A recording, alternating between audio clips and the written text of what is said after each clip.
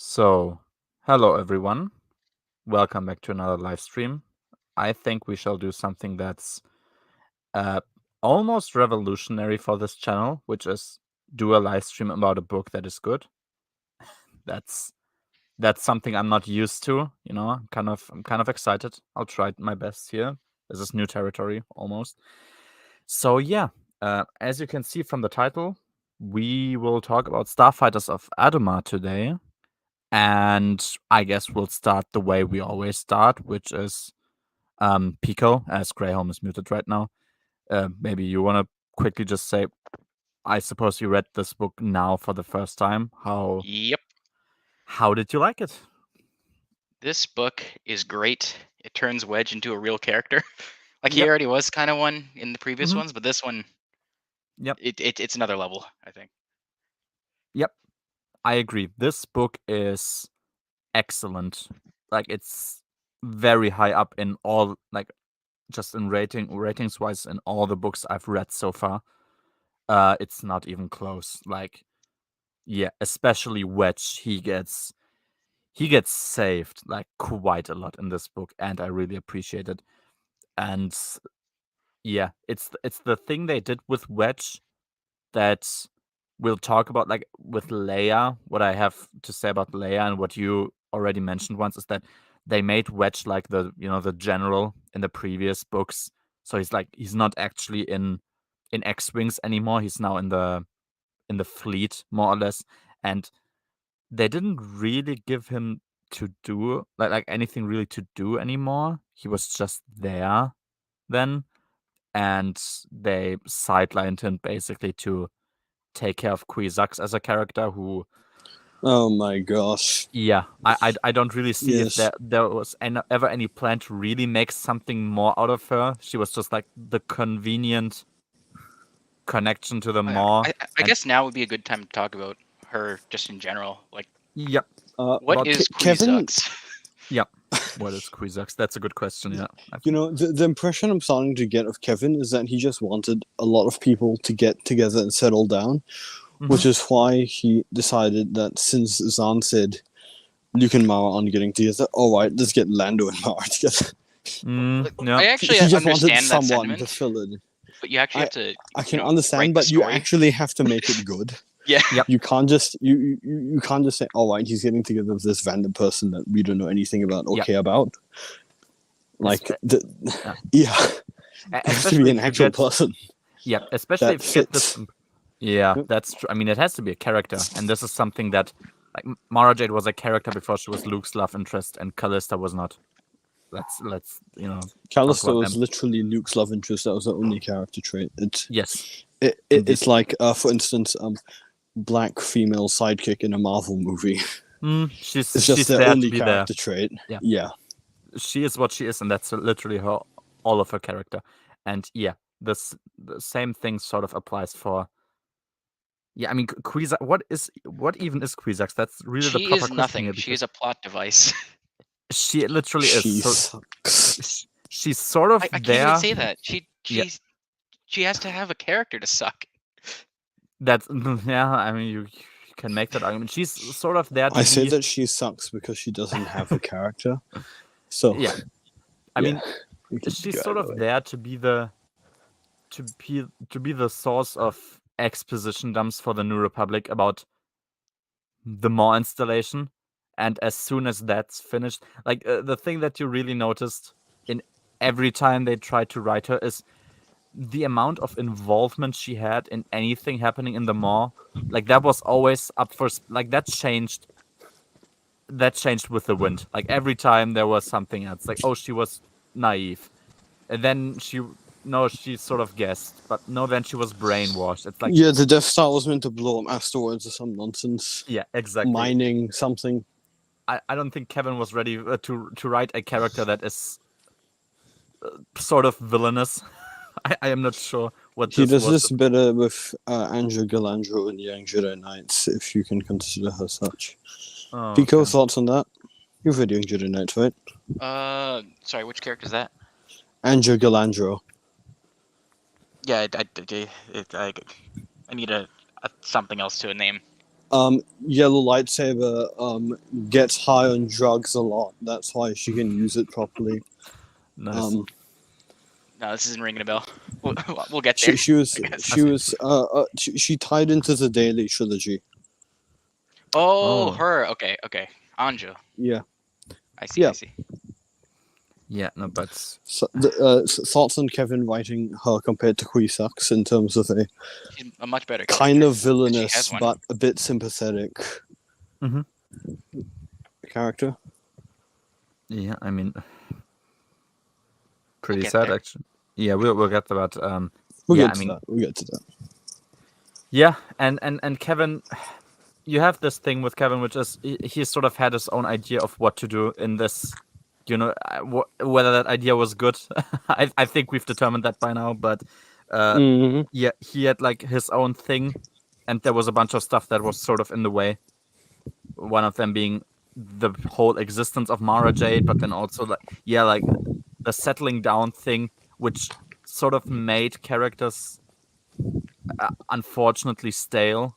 And I've come around to believe that making Leia Chief of State was one such decision, which was a mistake so early on. And Don't worry, the New Rebellion does a good job of that, so that's good, yeah. things will improve. Yeah, and I guess to revert back to this book, making Wedge a fleet general, or like just a general, I don't want to say just a general in general, but yeah, you get what I mean. Just making him that. Yeah, that didn't really leave a lot for him to do. He was just sort of there in Darksaber as well. And this book sort of goes back to the roots, which is, okay, yeah, I'll remain a general, sure, but I'm a starfighter and I want to go out there now. And yeah, I mean, Starfighters of Adumar, that's the title. I mean, that's a pretty self-explanatory title. It fits. It is a book about starfighters, which is them on Adumar, so whatever. Yeah, that fits. The German title is Das letzte Gefecht, so the last battle. That's a pretty uninspiring title, and it can be. That's the sort of title you always have, which is like applicable to basically every story ever. Like the last battle, that can be everything. So no, Starfighters of Adumar is definitely better. Yeah, and we can just briefly talk about the cover. I mean, the It's cover great. is... I use it as a wallpaper. Oh, you do? Nice. Yeah, the cover. Yep. This literally was my phone wallpaper for a long time. It looks good. Yeah. I mean, it's in the same vein as like all the X-Wing covers, which is just showing a battle from the book, which I think that's a nice way of doing it. And yeah, I think this is probably like the end battle where they are in the X-Wings again. Yeah. Yep. It's a great cover. Nothing really. Oh, by the way, as some my overall thoughts on the book, because I was muted earlier. Oh yeah. This is one of the top 10 EU books. It's easily the best X-Wing book. I'm not sure how it beat Iron Fist, but it did. Yep, I agree. It's better than it doesn't seem like it should be super deep. Because I mean it's literally about people jumping in X-Wings and blowing each other up. Yep. But then when you read the book, it puts a lot of subtle things in there. And then you read it and just go, whoa, this shouldn't... why is it in this book? It's great. And I never saw this coming. I never saw Allston addressing a lot of the themes that he did. Yep. And I don't think he would have even needed to do that to make this book great. He did not. He really did not. But he just casually did anyway. Yeah. Yeah. Like one of my favorite. Actually, no, I won't talk about that now. I'll talk to it when we get to it. Okay. Yeah. Yeah. I guess. Yep. Top 10. I could see myself being in that position at the end. Like this is, like quality wise, probably the best of Bantam I've read so far. Yeah. And I love other stuff. I might love other stuff more, but quality wise, I think this is the best I've read so far. Yeah. This is the best Bantam book. iJedi is nothing on this. I could agree with that. And the only other two good, like non-X-Wing books, kind of standalones, would be like in the general era would be Shadows of Mindor. and the New Rebellion. Mhm. Well, I guess Scourge, but Scourge isn't on this tier. Mhm. The New Rebellion's good, but not nearly this good. Yep. And Shadows of Mindor, it's excellent, but since it's technically not a Bantam book, I won't Yeah. count it. It's just I, that. I'll just cop out and not count Mindor Yep. because But no, this was so best enjoy- Bantam book. yeah. This was an enjoyable read. So yeah, I guess let's just start with chapter 1. We sort of started this. Chapter 1. I think like from a selfish point of view, this might almost be my. I mean, it's not actually my favorite chapter, but But it's very cathartic. close. Feels isn't like it? it is. It's very cathartic. Yeah. It is so cathartic. So I actually read this for the first time right after Isard's Revenge. oh yeah. And then, but because I was on an X-Wing high, I'd been reading like all the X-Wing books. Mhm. So after Isard's Revenge, I read this, and then a short while later, after I read Darksaber, I read it again. Mhm. This is like 2 months later. Yeah, I And understand. Yeah. after finishing Darksaber and coming off the Jedi Academy trilogy right before that too. Oh yeah. Sweet relief. Yeah. And yeah, that's. I mean, famously, I think everyone knows. Famously, this book starts with a conversation between Wedge and Kwisatz, and they are sort of really agreeing that they have no future as a couple together. They are just really. They describe themselves as like two adults with like daylight, like with jobs, with usual jobs, who just sort of meet each other out of necessity.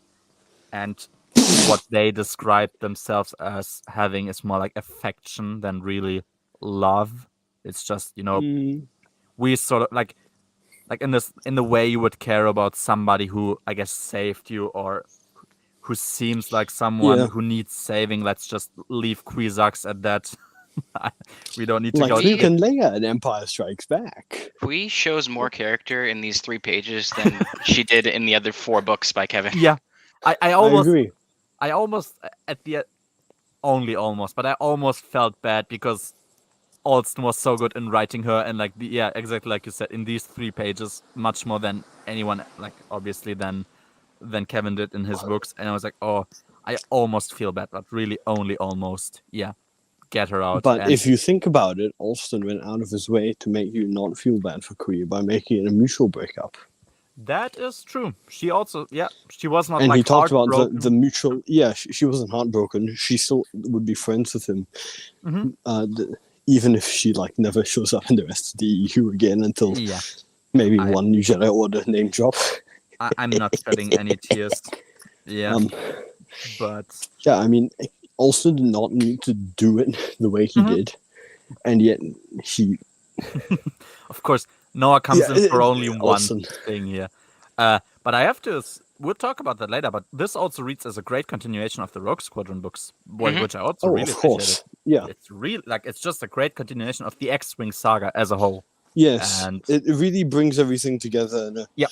very nice way. I mean, the Race Squadron, yeah, okay, it continues from the Rogue Squadron series. Yeah, here's something Sort to of, show up again. but- It starts right after the Bacta War. Yeah. But it's like But it's its own thing. Yeah. it's- Yes, exactly.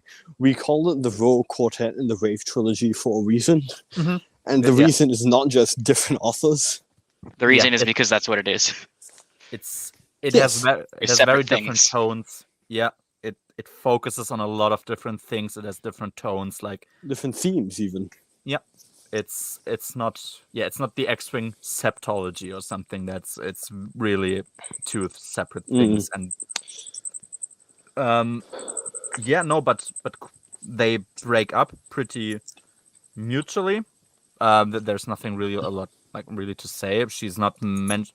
Okay, she's like sort of mentioned later in the book, sometimes in interactions between Wedge and Yella, obviously, but that's really the end of Kwisatz as a character, and Hallelujah. and I'm like sure I said, Matt will. Oh, yeah, he was cheesed off. I forgot. oh yeah, he said he loved everything but the first 3. He liked pages. everything but the first 3 pages and the romance. He hated the romance. Oh, I guess I haven't actually really listened to his Starfighters of Adumar reread. Maybe we We might need to watch watch that it at afterwards. the end. Yeah, Yeah. we could do that. But no, and also as I said, like yeah, Allston was like, if you want to call them like the trio, like Zahn, Allston, Stackpole. Allston obviously was the most, let's call it, respectful out of the authors Oh in, yeah, in handling easily. past transgressions. I mean, obviously I wouldn't have minded because I like their parts more than the other parts, but yeah, he could have been a lot harsher on what Kwisatz even represents as a character, which is just a bunch of really Actually, nothing. But while comparing Stackpole to Allston and Zahn, I'm tempted to say that Allston is actually by far the best author within the Bantam era. Bantam? Especially, yeah, within the Bantam era, Allston. I think Allston takes the win pretty easily, even compared to those Yeah. two. Probably. probably, yeah, I could see that. Yep. Okay. It's gonna be interesting when I'm finished and I do like author tier lists, how I'm gonna weigh in the fact that he wrote yeah. Jenningverse stuff. It's gonna be fun conversations, I think. Yeah. I can't. Well, okay, I can't. It's not like I can't wait for that. I dread the day when I do that Sort of, because yeah. I know that my Oh. respect for Olsen's going to decrease a lot. Oh, Crispin, yeah. Chris, Okay. that's yeah. Oh yeah, AC Crispin. That's true. Okay, that would be really tough. Once I read the Lando trilogy, Crispin's next, so I'll be able to weigh in then. Yeah, Crispin is. One sec. Yeah, and it helps, like if you have only a limited scope of what you've wrote. I mean, like let's factor in Stackpole. I think usually people would say that Assad's Revenge is Stackpole's worst book, and if that's the worst book you've written in an It's not entire even bad. universe, It's just kind of meh. It's not Yeah. bad. Yeah, it's his worst book by virtue of being meh, while all of his other books are way better. but like, So, yeah, and I mean, if let's say Allston only wrote for Bantam, like, man, what great books to choose one worst one out of that. Like that would be Brave Squadron would be the worst. probably, yeah. And even if you throw in New Jedi Order, Brave Squadron's still the worst. His New Jedi Order books are so good. No, she doesn't have a single bad story. That's true. Oh, does she have short stories? I'm not sure, but yeah, the 3 books they're all excellent. Yeah, definitely. Yeah. Oh, oh yeah. One funny thing from the chapter. I think they somewhat called it like. So Wedge and Qui called each other like sort of test drives just for life. He says that, you know, he is the right man, but just for another woman, they don't fit together like that. And yeah, I think Alston did the nicest thing he could possibly do with her. Mm-hmm. And like without just outright lying about what her character is, they just left that alone, and it's a good thing. Yeah. No, I think this is a really good scene. Wedge is now pretty. He feels hollow.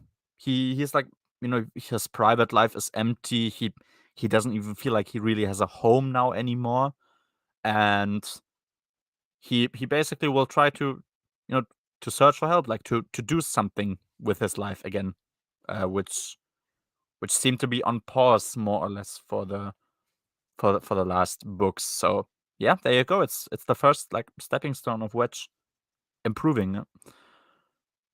The Fat Dancer's Tale for Jabba's Palace, okay, and the story of Muftak and Kabe from Tales from Mos Eisley. Most she made me care about some really lame characters. That's lame-looking characters. Okay, no, that's good. Yeah, Crispin. If I can judge her by the books, I assume these short stories are excellent as well. Yeah, I'm gonna look forward to reading those at some point. Oh yeah, I keep calling it Kevin removal. I don't feel bad for that. Yeah. It's mostly complete now for the saga. We only really miss Hand of Thrawn now, I guess, and that's when it's gonna be complete. Yeah, I don't feel bad. So, oh yeah, okay. So we immediately, like in the first chapter, we immediately just start with the humor part, which obviously is the other big thing people praise, is that it's the funniest EU book, and not like funny in like a belittling way, but actually the most humorous book. Intentionally. Intentionally humorous, exactly. Not like it's so bad or it's haha, look how stupid this is. No, it's like it's fun, like the definition of fun. And yeah, in the first chapter there's this conversation between Wedge and Kraken, and they are just it's just great. Wait, I think I have written something down here. So I need to. Yeah, so Wedge is like, yeah, Kraken basically has a mission for Wedge, which of course is the Adumar mission, and Wedge is like, no, like I don't care. Like you're a Secret Service guy, you don't have any command over me. Don't care. I'm gonna go to vacation now, because it seems as though it's not the it's not the most relevant mission for him really. Remember fun? Yeah, Kraken the Kraken. Remember, I do remember fun. A lot of people told me a lot of books are really fun, and I read them and I didn't have fun, and I almost got jaded about the word. If you just, turn off your brain and ignore that there were characters that they did things before that book, it's perfectly fun. I hate this phrase, turn off your brain. I hate it so much. I sort of get what people mean, but I hate it so fucking much. It's such a bad way to try and sell your book. Yeah, just like If you imagine ignore this. everything that came before it, it's perfectly fine. We're good. And the funny thing is, this is never. I don't think this would ever be the type of defense an author would make about his book or about his movie. Like, oh, it's supposed to be stupid. Like, imagine, I don't know, people do that like with The Last Jedi as well. Like, do you think Rian Johnson would say his movie is stupid? I don't think he would. It's like, oh no, it's meant to be stupid. It's like, wait. He Like, thinks his movie is Yeah, the greatest thing in existence. yeah. Now, if you want something that is meant to be stupid, read the Marvel comics or Star Wars Tales. I can sort of see that, but yeah, I've seen a few panels of Star Wars Tales, and yeah. Oh yeah, They can't even do those- things that are meant to be stupid. Well, Yeah, they can't. Yeah, and oh yeah, I mean, Wedge is pretty confrontational about Kraken. He's like, not interested. He's just said not interested. He's like, "Yeah, I have a mission for you or something, and then he asks her like really, like almost insultingly, like, how is it? You just say I need so and so, and he like a person, and he's gonna be delivered to you immediately, because like I guess that's the way a Secret Service works. It's like, yeah, I need you here right now, and I mean, Kraken is also a general as far as I remember, and yeah, I always miss him when he's gone, because I mean that's the thing with the X-Wing books, because they're later, but they play earlier in the timeline, and so of course Kraken is never a thing other in the Kraken's in general. Yeah, he's a general. Both So the he's Legion Order has Kraken. that's and good. Pash Kraken too. Oh, that's very nice. I think Pash Kraken on got him. He didn't even get a mention in here. I think. I mean, he's not relevant to the story, but Yeah, he's irrelevant here, but he's relevant in the Rogue books. That's good. Yeah, exactly. I remember that little plot line there. But no, it's yeah. But Wedge he just wants his peace, like for a bit, but Kraken really wants him to. Yeah. Okay. So Kraken is like, really, I need you to go to Adama. Like this is actually a pretty important mission, and it doesn't seem like that for Wedge. So basically, the thing with Aduma is that it's a planet that worships warriors, and especially pilots. Like specifically, pilots are worshipped on the planet. Politicians and like diplomats and so on, not so much. And They become politicians by their fighting skills. Exactly. On the planet. Like not the politicians in the way we would understand them as like talkers. Yeah. And he's like, okay, just to make sure, like I'm gonna leave now, but this like be here and there if you want to go. And we're just like, no, don't want to. And you turn the next page, and it's like him popping out of hyperspace in front of Aduma, and it was so funny. It's like, yeah, no, I'm not gonna do it. No, not interested. And then he's like just doing it anyway. It was pretty funny. I like that scene. But oh yeah, I'm not sure how it was in the English version. So we only have four X-Wing pilots going there, which is Wedge, Tycho, Hobby, and Wes. and they call themselves like Red Squadron basically, and like Red 1, Red 2. I'm not sure if they called themselves that in the English version, but that's how they called Yeah, themselves they in did. German. They did. Okay. Actually, the cast of characters is something I've really appreciated, because Yes. in the Rogue Squadron books, you always hear, "Oh, the good old days of Rogue Squadron. I miss Wes. I miss Hobby," Mhm. and you only ever see Wedge and Tycho interact, and Yep. then in Wraith Squadron, then you get Wes, but not Hobby, and then now Mhm. you finally get like the four main old school Yep. Rebellion era X-wing pilots back together for one good adventure, and it's so satisfying. You didn't Yep. even know that you wanted it, and then you get it, and you just Mhm. go. That's actually true. Now that you mention it, it's pretty good. And even those, like, let's say, Wedge and Tycho, I guess you would call the most developed as characters comparatively, and like Wes and Hobby are a bit more background figures, but even they got like really good scenes in this book, and it's like also Oh something yeah, you didn't necessarily need to do that, but you did. And yeah, like you mentioned, the cast actually is important to figure to it point was out here now. such a So good idea. yeah, Yeah, obviously it's not and Rogue it Squadron. really focused on yeah. I don't know And who. No, say actually, yourself. about the cast, I also appreciated how this book ultimately is about Wedge. Yep. It's not about a squadron, Mhm. and so it took the four people whose support meant the most to Wedge Yep.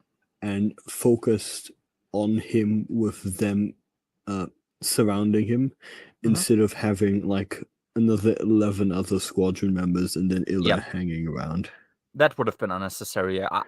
Either Rogue or Wraith Squadron would not have been, and it's good that you Yeah. didn't put the actual Wraith It, Squadron in it, here as yeah, well. exactly. It's good that they weren't here. Yep. It's not necessary. They are Red Squadron. They call themselves like back in the movies, like what you know. Red one. Yep. Yep. And excellent choice, I would say. Yeah. It's Indeed. also yes. So okay, wait. Oh yeah, we get introduced to another character. She seemed sort of she's called Hallis Saper. I'm not sure how you would pronounce it. I guess somewhat like that. That's something like how I pronounced it. Yeah. Yeah, but it's somewhat like that. So she's on the Allegiance. So the Allegiance is the New Republic Star Destroyer that's assisting them on the mission, and she's like so she was a documentarian. I think she did mostly stuff for children back in the day, but she's sort of been like at some point she was approached, and she's more like a war documentarist, that's her thing. She's basically going and recording missions more or less, and she has this little gimmick. I thought it was a bit goofy in the beginning, but I warmed up to it somewhat. Is that she has like a second head on her shoulder, like a white 3PO head, and I think that is called, like, this part is called White Cap, and she is just Hallis. And I think the protocol droid itself was like the recording device basically. And yeah, it was like a funny gimmick to children, I think, and now it sort of freaks people out, but that's her point now.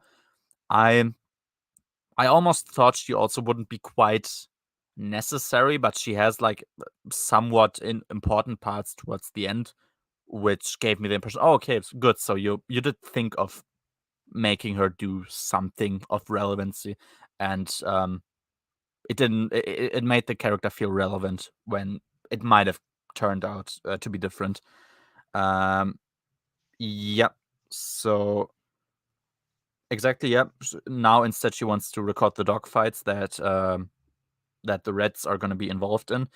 Oh yeah. So they immediately land on Adumar in the first chapter, and yeah, Wedge is already starting like to wonder, like, what do because obviously like the X-wing pilots have sort of the reputation to be, I suppose, womanizers would be the most diplomatic term, and he sort of wonders like um what do women think of me. It's just a lighthearted scene. It's not like self-deprecating anyway, because of course like everyone sort of has their thing, and Wedge just wonders how he's gonna be perceived by women, which is a very subtle setup for something we're gonna get later in the book, which is really, really great. And yeah, but nothing more to say. It's just Wedge, Tycho, Wes, Hobby being together. That's really the most relevant characters in the book. Of course, it's mostly about Wedge still, but yep, the premise was just so promising. Oh yeah, something I'll mention shortly. That's just a pet peeve. I hate long chapters. I will give to this book that the chapters don't feel long when reading them, but still, I'm just not a fan of them. It always feels as though the investment when you have to start reading is too big because it's like 20, 30 pages. But yeah, these pages, like this is a page turner. Like you can't stop reading and it doesn't feel nearly as long as it actually is, chapter wise at least.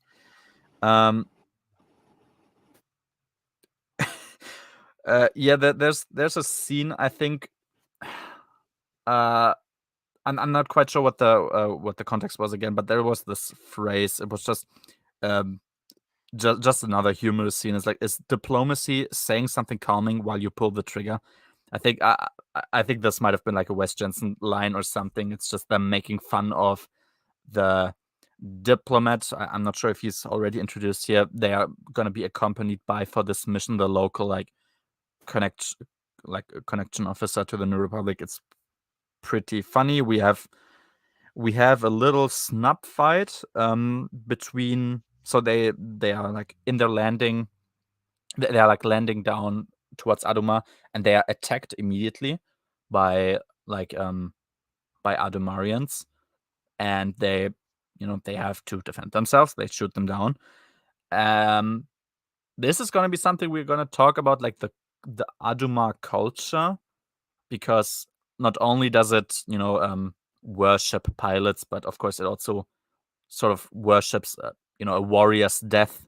Like, this is not something that is whereas shooting down pilots the moment you arrive on a diplomatic mission would usually turn a planet against you. It's not really the case here, and it's an interesting culture. We get more explanations about what they really are later, but yeah, the fight as a fight was just nicely written. It's very easy to follow. That's something Allston is a natural in.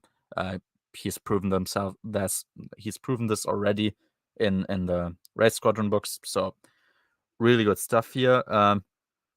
Oh yeah, just a weird thing. I didn't write any example down. I guess it wouldn't make sense anyway because it's in German. But they have, I suppose it's the same in English, that they have a weird accent. It's only really emphasized in the beginning, because later on it doesn't really matter anymore and they got sort of used to it. But did they have like a weird accent thing that they wrote down actually in English? I just suppose they did. It was just funny to read because it didn't really sound like it was meant to be any actual accent from real life, but just something that sounded weird.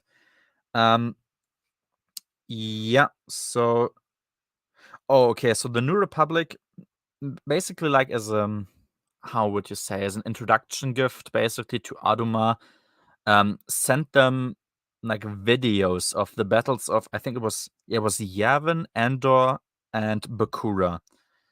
I wasn't sure what to think of that. I mean, it's not a big thing. I assume that was Darpin just being Darpin, and not something that the New Republic themselves sent.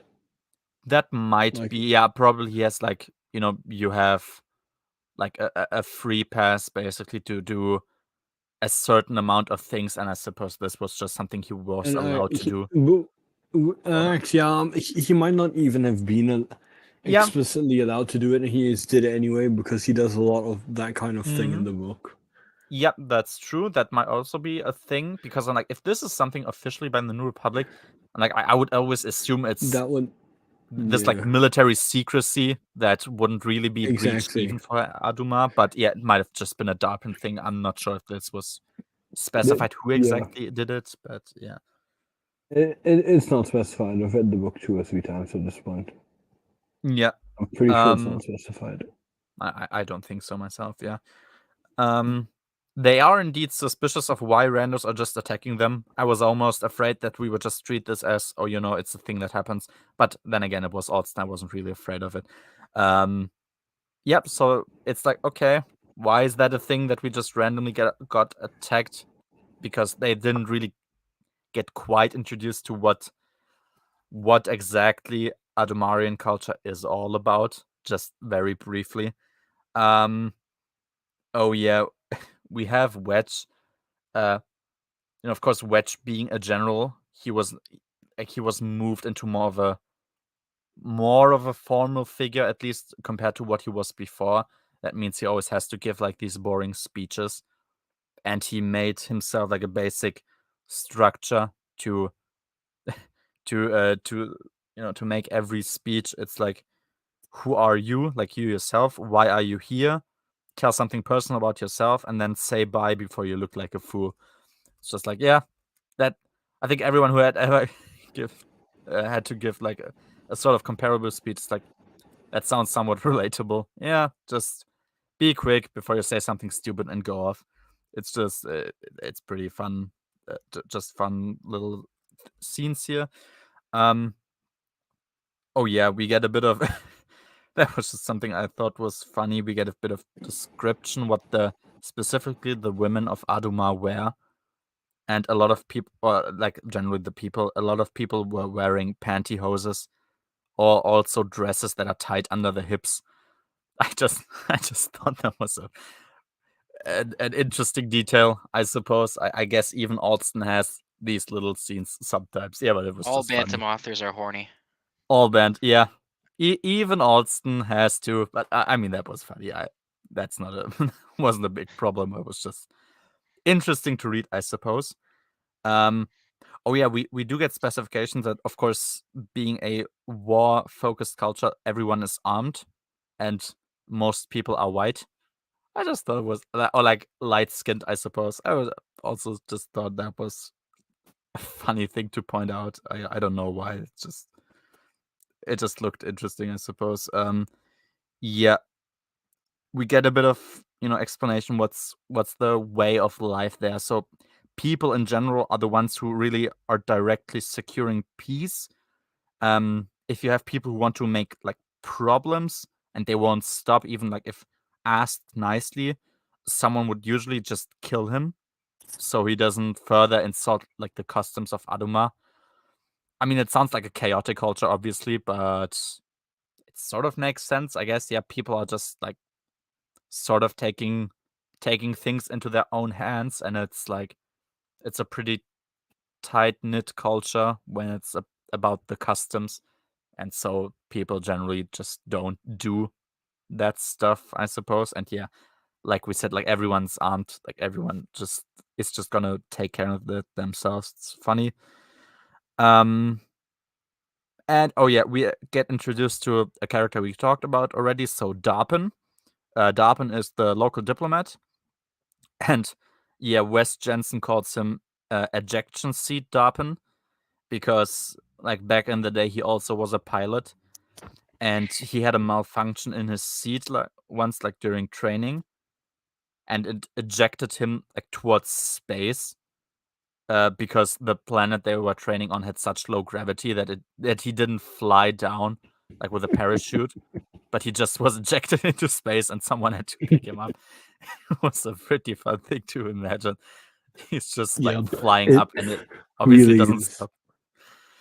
And if Yep, you think about it, it makes sense. it indeed makes sense, and And it's sort of it funny. actually could happen. You could really see that happening. Yeah, it's like the X-wing he flew, like that just was crashing on the moon, and it obviously also like continued just doing that until it eventually stopped because of the low gravity. And yeah, if there's low gravity, he's high enough, the force is high enough, yep, he could just be ejected outside. That's a thing that could probably happen. Yep. And something you immediately noticed already is like the chemistry. I mean, I didn't want to just write down every piece of dialogue. That's also not really useful, but you just immediately saw the chemistry the four characters have. They are like constantly like a comedic quartet, basically. They constantly are back talking each other, like in a fun way. No, it's great to read. It's just a joy to read, really. Okay, yeah, that's chapter 2, really. Chapter 3, we have a bit more world building. That's something that was sort of important.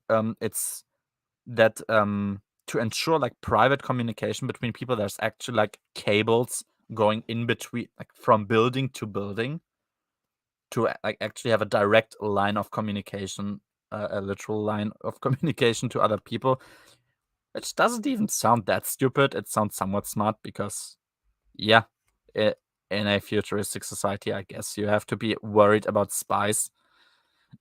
Yeah. So no, I like that. Was just pretty good. We have more fun team interactions. I'm not even gonna mention them all the time because that's just the whole book. But you have Hobby and West like trying to out pun each other, like while there's a sort of important scene going on. They just keep talking to each other like that. It was great. Oh, yeah, exactly. We have a bit of character building towards Durpin, and I guess it's also somewhat foreshadowing of what his character arc is going to be in the book, which is that he could convince, betray, manipulate like other people basically, and still stay a patriot. And somebody replies like just like the rebels in the early days, which is sort of true. Like Durpin in general plays pretty dirtily.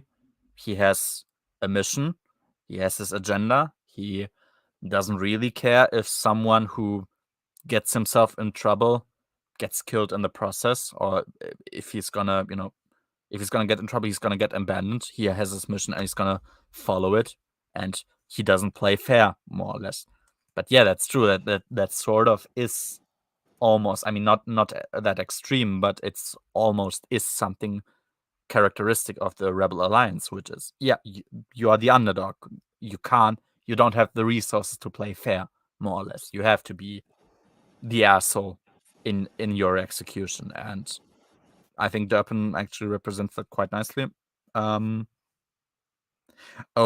yeah, there is a thing that I didn't understand. Graham, maybe you understand. So there's something that's called, I think I translated it properly with com coolers. So it's a thing that is part of Adumar customs. Like it's something you use to communicate with each other. And it's like the people at the court of the Parator, which is the local Oh, the okay. local leader. A Comfan.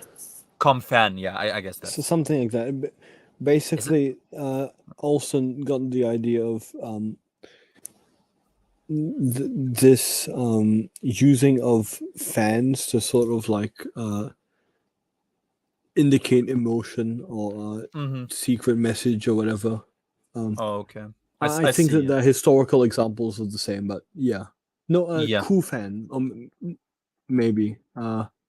it might be Whatever. that. Something fan. Yeah, like using fans. Yeah, sure. I suppose that's. I was sort of confused because it didn't seem quite. Like I didn't seem like it didn't seem like I quite got it when I read it, but yeah, I guess that makes sense now. Oh, yep, Comfan. So Comfan. the Wikipedia article is a stub, of course. Surprise, surprise. Wikipedia hates this book. But okay, a Comfan is a portable device usually carried by the Adamari. It is described as a small hemisphere of a handle. On the flat side of the hemisphere, there were numerous little vents. At the bottom of the handle, one on and off switch and an intake vent. When switched on, the device would draw air in through the intake vent, cool it, and expel it through the other vents, making it a handy personal comfort device. Handling the Comfan itself is an art form, with every possible gesture assigned a meaning by the Cartan court. So basically, Allston took the historical, is it Chinese or what? I guess I'm like not sure. Far Yeah, Eastern, but basically, Asian, yeah, the whole practice of an imperial court where you use fans to communicate with a secret language, and then he turned it into what happens if you take up the modern idea of a fan and do the same thing. That's actually pretty which cool. is actually pretty cool. Yeah. Yeah, now that I think exactly. about it, it's a nice thing to like, yeah, to have imperial court style and sort of modernize it, but still keep like the spirit of it intact and take it into this universe. That's actually a pretty neat little thing because I was sort of confused. Like, what the hell? Like, is it like a ventilator or something? Like, like a fan, like the thing that spins and blows air into your face. I was like, really? Oh yes. But now wait. that you So the German was Kommlufter, yes. Lüfter, yeah, I think that's like and Lufter, Lüfter, sorry, yeah. yeah, and that's like usually what you would say like to a like for like a ventilation system or something. That's what we would call that. And I was like, wait, what? I didn't quite get it, but yeah, like now it Yep. makes more sense, and now it's actually pretty cool if you get the context there. No, I Yeah. agree. We get introduced to a pretty cool weapon actually. It's the sort of traditional sword. old-fashioned weapon of Adumar, which is the blaster sword. It's basically like it's just it's a sword, obviously used for melee combat, but every time you like make impact with the sword, you have a blaster shot that's ejected, I think, from the tip or like basically just from the sword. The tip. Yeah, and it's like a whole art style. It's a whole fighting style. It's really the prestige fighting style on Adumar, and I just thought the weapon was pretty cool. Actually, I mean, it's obvious that the weapon has a drawback from how self-destructive it could be if you're not really careful. So it has its inbuilt excuse of not being a big thing among everyone, but I just thought they were cool. Yeah, they just sounded pretty cool. Yeah, those are pretty cool weapons. Yeah. Yeah, and I said like you see what you can do if you don't write about space pigs. It's that easy. Yeah, thank God. Would this be when you introduce Sheris? I think we're somewhat. Yeah, Sheris gets introduced in this chapter. Yeah. But I think it's just a bit later. It might be around this time, but now is the time because of the blaster swords that we're gonna get introduced to Sheris. Yeah. Oh yeah. Okay. We do have a little jab against the Jedi Academy trilogy, which is greatly appreciated. We have Tycho speaking to Hobby, like basically he spoke about Jensen because he also thought the blaster swords were cool and he wanted one. And Tycho says like, don't give him a new weapon. It's like giving a 2-year-old a lightsaber. And I had to laugh. It's so true. It's true. It's literally true. So of course that's a callback to Champions of the Force, where Luke possessed Jason and I forgot about that. Yeah, and gave him his lightsaber to defend his lifeless body against the weird Sith creatures of Exar Kun. And yeah, Jason was like spinning and rolling around and physically defending his uncle when Definitely makes sense as a Yeah, and he was 2 years old. Or two, even worse. So even Allston couldn't quite, he had to have his little jab there, and it's very understandable. I didn't it's even very notice funny. the jab. Yeah, it's like, oh yeah, that's Awesome moment. You could when really Paul and Zahn are taking jabs. Yeah, like Zahn is in his book like saying this is stupid. Why did you write this? Alston is He literally gets Mara to say it. Yeah, Alston is Stackpole is a bit less. He's just like recontextualizing everything and sometimes making fun. And Alston is like this little throwaway line that you could you could just forget if you didn't pay attention to specifically the line. I was like, oh yeah, wait, yeah, we did have that already, right? Yeah. No, it's a sensible joke. It's a pretty stupid thing. However you wanna justify it, it's not good, but it is good that the joke was made. Oh, we even have war axes that work like the blaster swords. So it's like an axe, but also with a blaster shot at the tip. And it just sounds really cool. So, we get introduced to another important factor on the planet, which which is Fenir. So Fenir is the current leader of the 181st the division of the Empire, the TIE Fighters. And he is introduced there as well. We just have a short, like, tense interaction already, I think, between him and Wedge. And we already get the point of the book, which is the Adumari introduced both. Yeah, so maybe just a bit of backstory. So Adumar is right now still a neutral planet.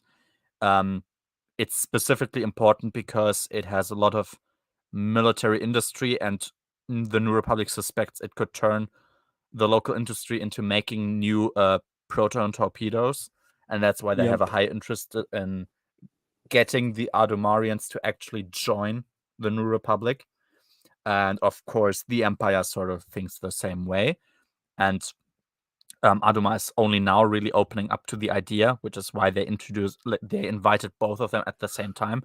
And the point is to let them fight against each other, basically see who's better, and whoever won is going to be the one who Adumar will choose an alliance with.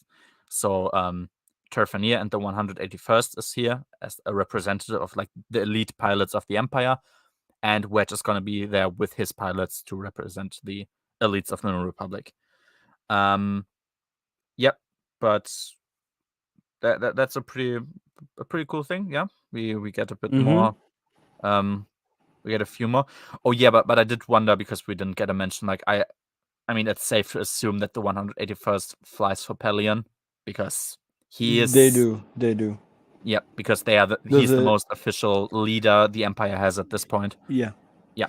The only problem is that it's not just Pelion, there's also the Council of Moths, I think. Oh, yeah. Which they actually are mentioned at some point in the book. I think if I remember correctly, when might have been, yeah. It's during that conversation in the bar. Oh, yeah, that might be. I'm pretty sure that might be, yeah.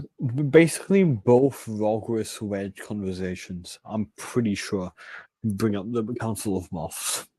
So, like, Pelion personally isn't mentioned as a driving force behind what he's doing, because actually Pelion would, if I had to, make a guess, I would have thought Pelion would have sided with Rogris. But there's the Council of Moths, and we all know what they're like, so yeah, if you think about it, it makes sense. It actually does. Yeah, but yeah, we're gonna get introduced to Rogris later. Yep, but I would agree he's the one who Pelion would rather agree with. I'm sure, because Pelion obviously being the more pragmatic of the Imperial leaders, and honorable too. True, exactly. Oh yeah, we have a little. That was just a throwaway line. It's not that big a deal, but there was an explanation that even, when a soldier falls in battle, and basically the military command or whoever's responsible will, like, send a letter or some message to the remaining family, like, offering their condolences and something. And this has its own ministry because of, I suppose, how frequently it happens. Oh yeah. I was like, I mean, still, I would suppose it's like something the defense ministry would do, but it was sort of funny to mention, like, death is such a common thing here because you burn through people hungry for honor so quickly that you're working around the clock. But yeah, it has its own ministry. That was a bit goofy, but it's not the biggest deal, I suppose. Just a side piece of information there.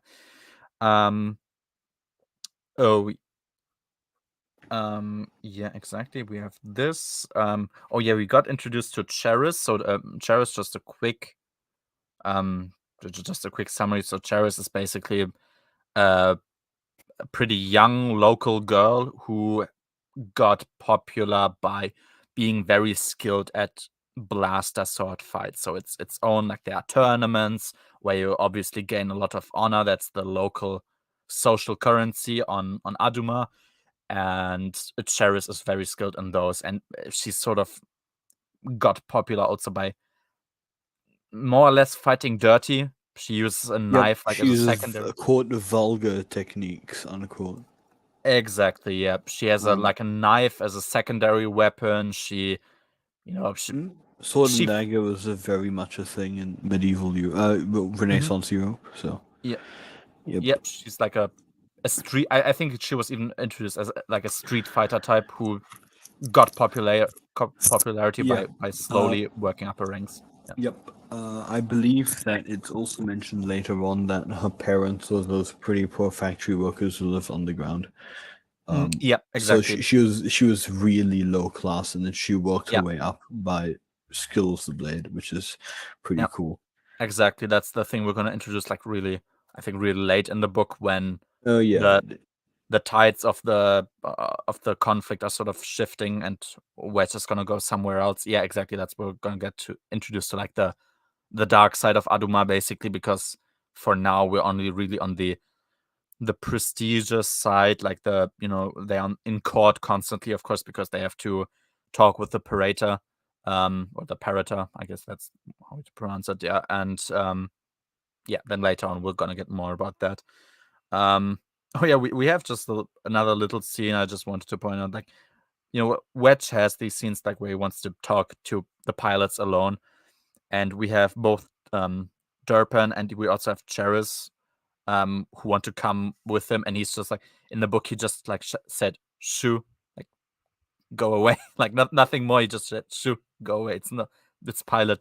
It's like this is only for pilots, you're not welcome here.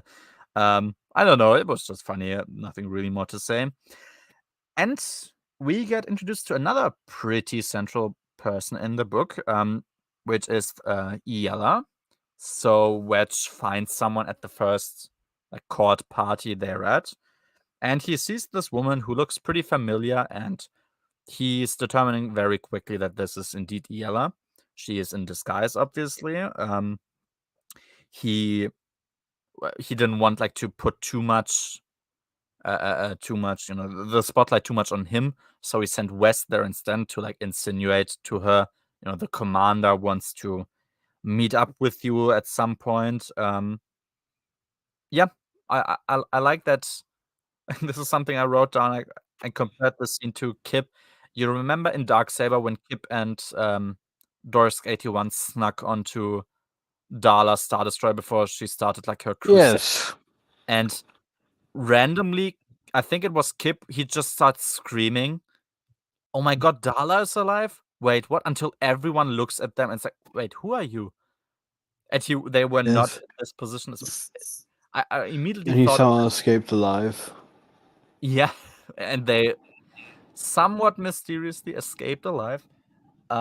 Yeah, I was just thinking, like, if this was Kip Durran, he would just say, "Oh my god, it's Iella with Siri from the New Republic. What is she doing here? I didn't know she was." And so, yeah, no, I like that. It's not like she's gone under deep cover as a Corellian computer expert or something.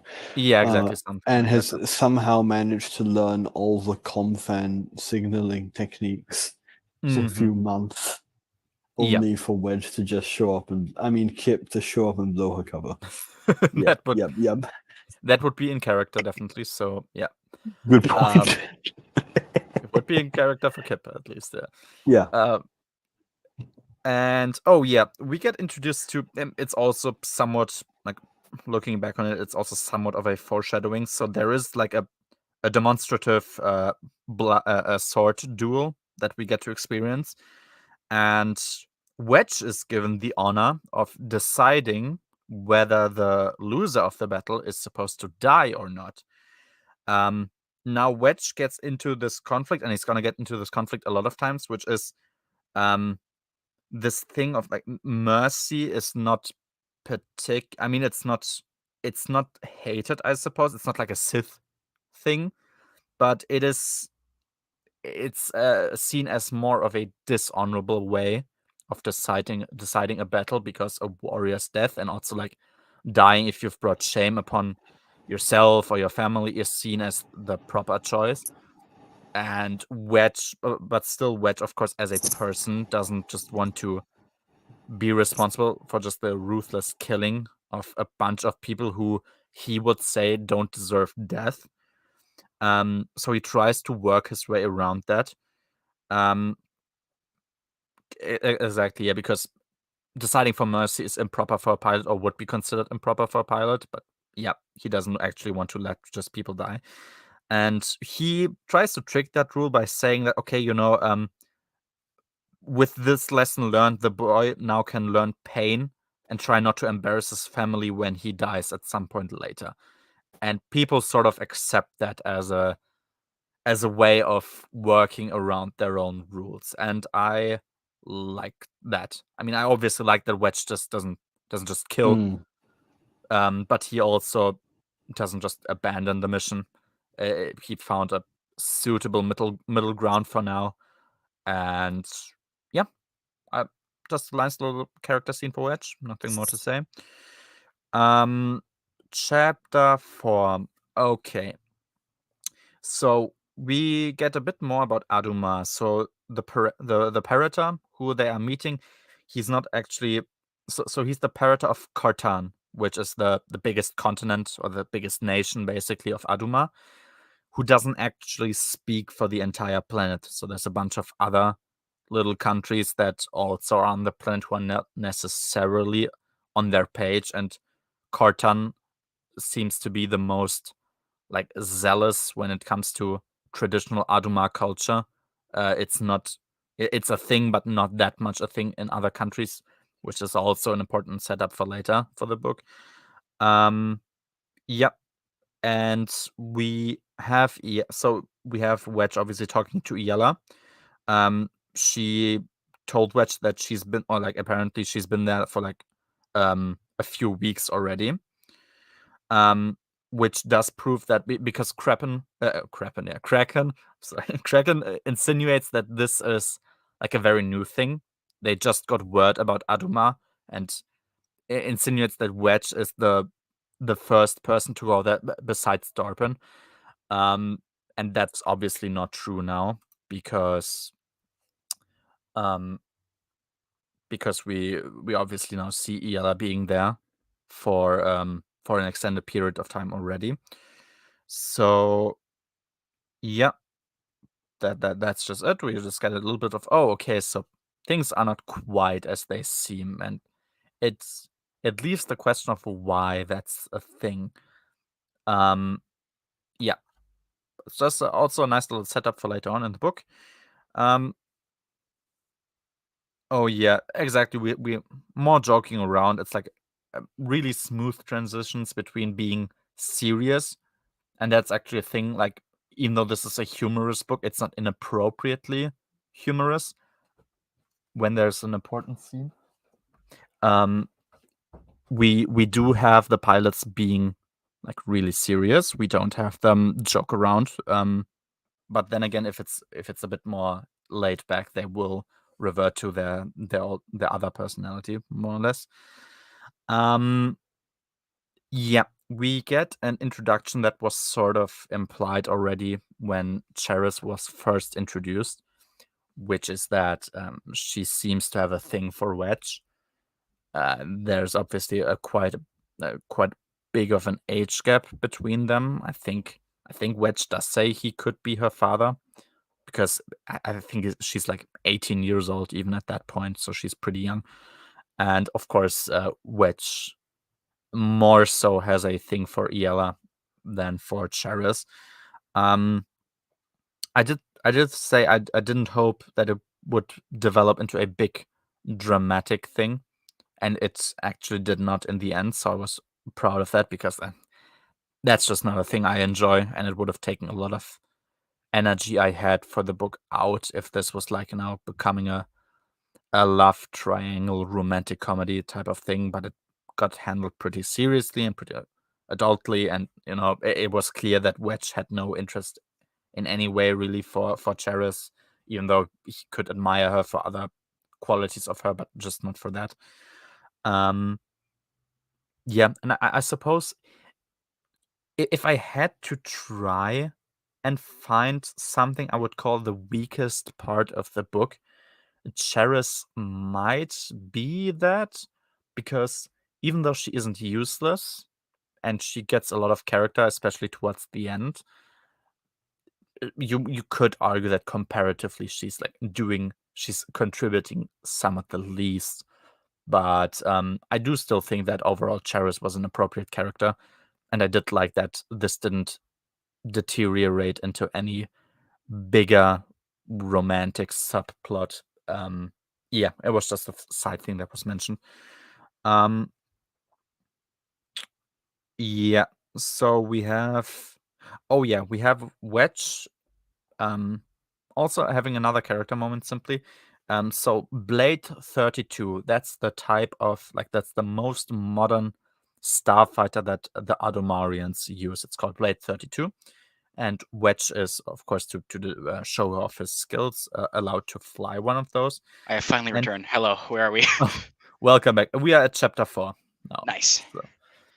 So we just have maybe I will go back to that because to say a bit more. I was trying to say if I had to determine and say one thing in the book which was the worst, quote unquote, let's say the worst character, I would sort of maybe say Cheris.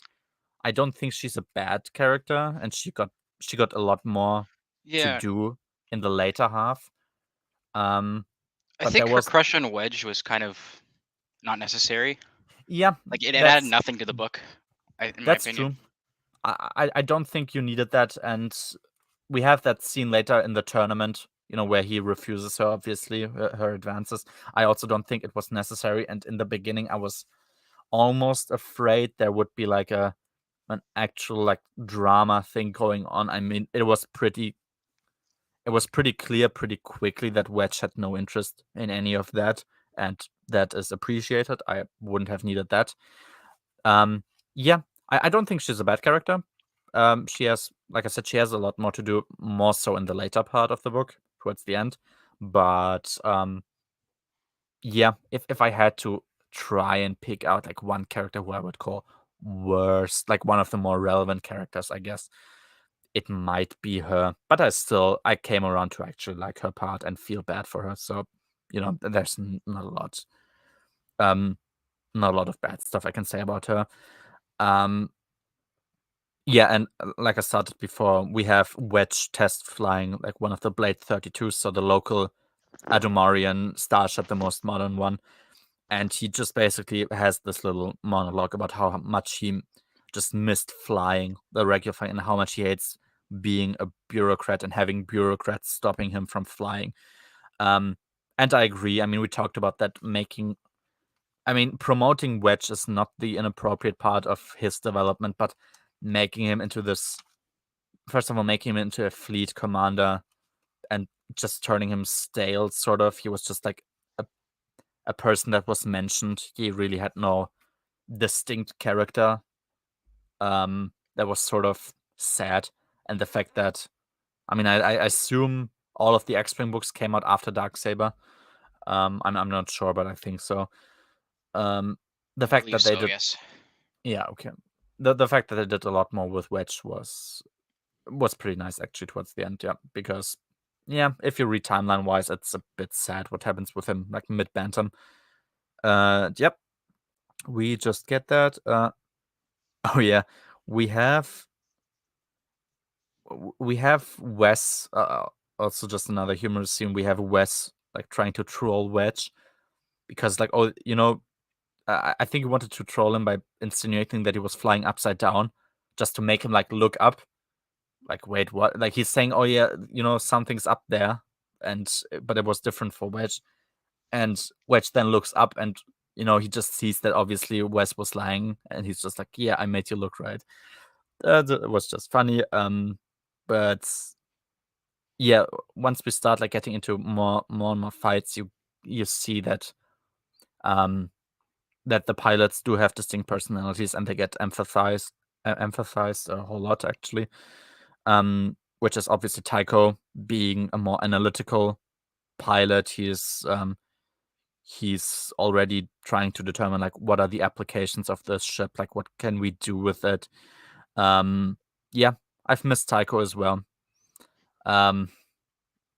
You didn't deserve what happened to you in the timeline. I mean, I guess he was brought back later, but He's just yeah. forgotten about too much is the main issue. Yeah, he's like, oh wait, yeah, he was supposed to be a thing, wasn't he? Like, oh, well, yeah, Tycho didn't deserve any of it, and him also having a lot more to do. He might have been like one of my most favorite characters from Rogue Squadron.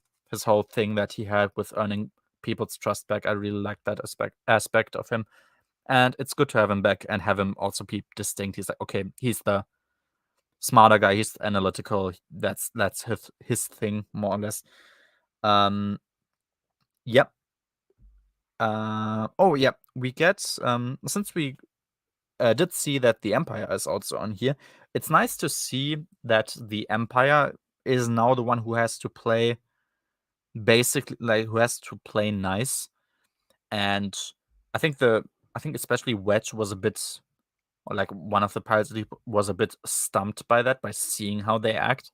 But it's like, yeah, we sort of still think of them as the Empire from the movies, basically, which is the galactic superpower, no contest, basically. But now the Empire is the one at a disadvantage, and they are the ones in retreat. And now they have to play nice and play it safe and try to make it work, which is, of course, a bit more advantageous to the Empire when it comes to the local culture, because you could say very, very plumply that the local culture glorifies violence in a way, and ruthless violence is something an Imperial seems to be more open towards than especially Red Squadron. So it plays into their cards a bit. It's just a shame that most of their higher ups are dead right now. You know. Yeah. They They're just gone. seem You to know. be stupid. They are stupid. Yeah, we've established that in quite a few books now. Oh well, we really like that. Yeah. So, oh yeah. Obviously, so the big, as we said, the social currency of Aduma is honor, and those duels, especially like with blaster swords, they are a way of gaining honor, and we get a bit of tempering that, which are the protocols. So there are protocols basically that determine whether duels are permissible based on the way that duelists would profit from that. So let's say you have a street fighter, basically. He's nothing. He has no name, nothing, no honor to speak of, who's challenging let's say the leader of Carton for a duel for the throne. It's like, well, what could you give him in return that's in any way comparable to what you're asking of him? And if there is nothing there for you to give, really, in like that's comparative, the duel just won't be accepted, because of course, like, refusing to take a duel would be considered dishonorable, and that's putting like a bit of a stop there, which is like, okay, it can't be that just a beggar is gonna challenge the king, and this is something he has to accept, otherwise he's dishonorable, because of course, like, the beggar has nothing to lose and the king everything. No, I like that this was recognized as a problem that needed to be understood and like fixed, and Allston did that pretty well here. Yeah. Oh, we have a little fight. It's against paid murderers, basically. It's pretty entertaining. It's also like somewhat of a dirty fight. They're using the capes that they are wearing, like they're wearing the local culture, the local cultural like garbs.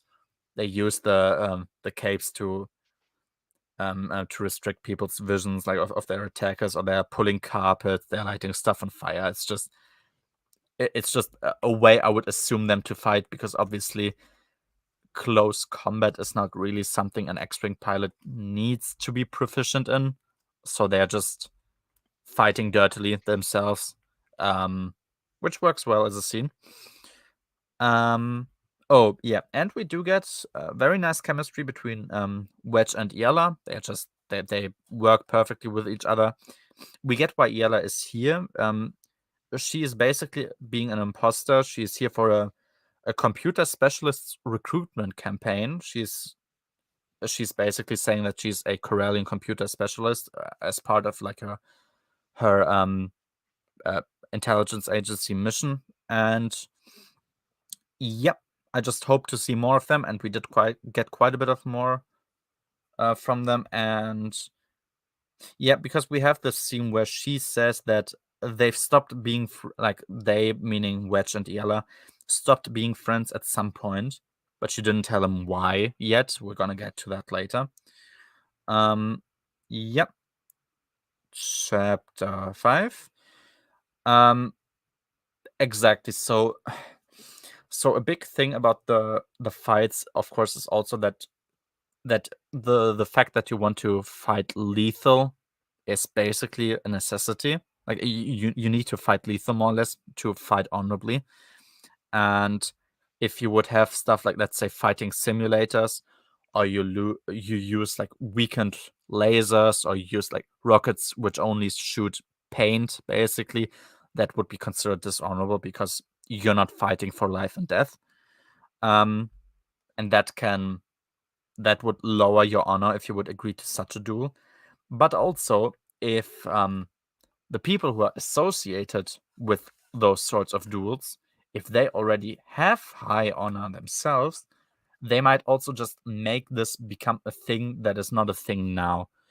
And this is something that Red Squadron wants to play with, because obviously they are there to prove their worthiness to Adumar. They are not really ready to just kill. That's obviously going against their personal beliefs. So they are trying to find these loopholes, more or less, in the culture where you can do what's asked of you, but also sort of not do it in a way that leaves you still open to respecting your own beliefs while not insulting necessarily the beliefs of the people you are trying to attract. And I think it's good that we have these scenes and we don't get like morally gray stuff where they actually just start shooting people for the mission. I think that's quite appropriate for them to handle it like that. You get at least like superficially, you get a few differences in between the pilots and how they pilot things. Like Wes Jensen, specifically, like he has a lot of experience with using rare guns, or Tycho, he is not really good with using slow and the clunky ships. It's not that big of a detail, but it's always good to have more details between them, especially if let's say Wes and Hobby specifically are at least more so blank slate than perhaps Wedge and Tycho are. So it's good to have more about them. Yeah. Oh yeah. An observation that Wedge made is that that the way that people fight on Adumar is pretty predictable. That's also, now in hindsight, that's also a setup for the later part of the book. So basically, when they do like aerial battles, they've started just to attack Wedge. Like all of them seem to attack Wedge, because obviously the one who will shoot down Wedge Antilles is the one who would get most honor on the planet. So of course all Adumarans just have tunnel vision and try to kill Wedge, which makes it pretty easy for them to outsmart the Adumarians and to defeat them. Yeah. And he also, once again, he tries to show mercy while sort of respecting the local culture, which is that they should he would rather have them he would rather have them collect honor by returning home, instead of like having their family go to their grave.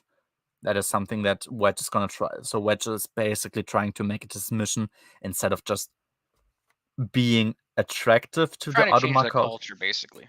Yeah, exactly. He's trying to work within sort of the parameters of the culture. He's not just trying to say, don't do this stuff. He's trying to work within the parameters, but tweak and twist and change just enough that he can work around that he can be honorable according to their customs, while not betraying his own beliefs. And it's very interesting how he's going to do that. He's going to do that more towards the middle part, I think, of the book, where you get really details on how he's doing it. But yeah, that's just it was just a nice scene that he does that. Yeah. Oh, of course, we have more setup for future conflict. We get more about Terfania. Of course, he does not have the same values as Wedge has, and he is very diligently collecting honor by just killing basically everyone who's challenging them. Of course, in combat, because they of course are far better pilots than the Adumarians themselves as well. Because yeah, that's something the pilots pretty quickly determine. It's like for a culture that glorifies warriors and specifically pilots, the Adumarians are pretty bad pilots, actually. Which makes sense. One of the reasons being the tactic that we've talked about. They are just having tunnel vision for the most honorable enemy and just try to kill him. And also the fact that they burn through their ranks pretty quickly, because of course every time there's an honor battle, somebody's going to die, which makes improvement amongst your military ranks quite difficult. You don't really, I mean, that's natural. You wouldn't get a lot of veterans who could give who can pass on their knowledge if people are dying in droves all the time. So yep. And they have been more accepting of the customs of Carton, which means they have trumped the New Republic guys in popularity already, which is an understandable development. And yeah, we get a bit about the darker sides of Adumar, which is that the weapons production, also along with food production and the production of other goods, are done by like basically really poor laborers in underground factories. They basically live in cheap apartments directly above the factories. And there was a cynical way of thinking about it, and apparently it is used as it's one of the excuse of why this is done in the way that it is that in case of an attack, where of course the enemy would focus on destroying supply chains and destroying factories in which the supplies are being generated, the fact that the apartments of the laborers would be above the factories shields them from potential bombings, at least for a while.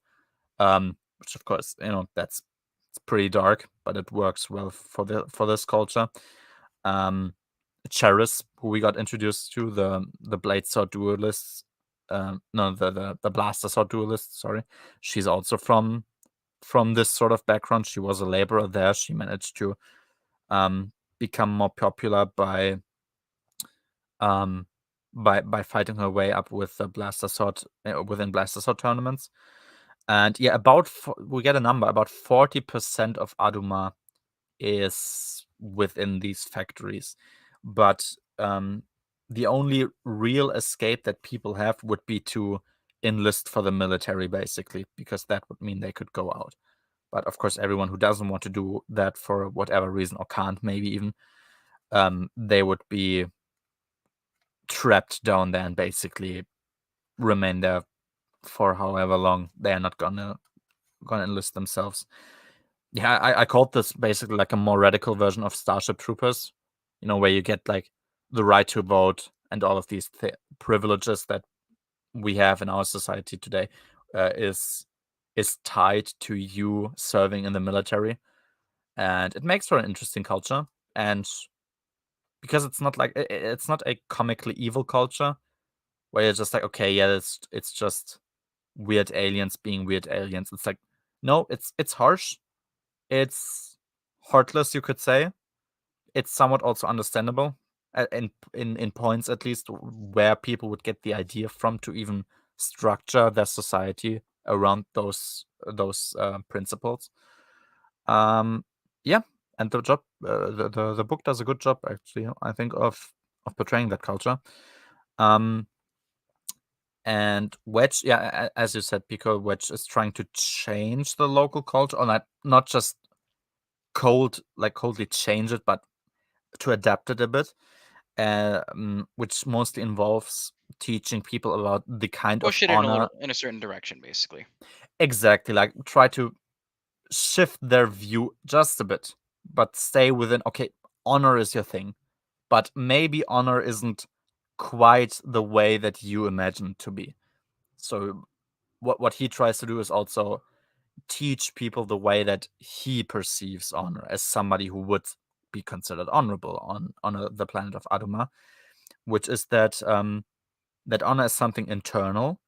It means basically to be in harmony with your conscience, and it's not something to be displayed on the outside for others to see. It's do you feel as though you're doing the right thing? This would be being honorable. And yeah, and that people who they respect, even though they might not deserve it, cannot, that they cannot redefine that kind of honor to serve their own needs. So of course, if your honor is external, that's basically the thing. Somebody who doesn't particularly mean good for you could shift that and try to serve his own needs. Whereas if you accept honor as something internal, that's not possible. Yep, it's just nice character work for Wedge then.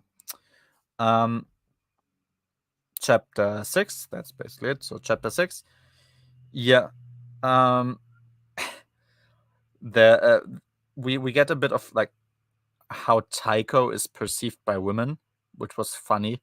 Tycho was being referred to as the sad one, and all the women want to comfort him. That's basically his thing, which is sort of funny. But then somebody points out, yeah, but he's also the only one who has a successful relationship with a woman, which is funnily enough also true. And I think, I wasn't sure, but I think this might be the first reference, even that, like a timeline wise at least, that Tycho is married.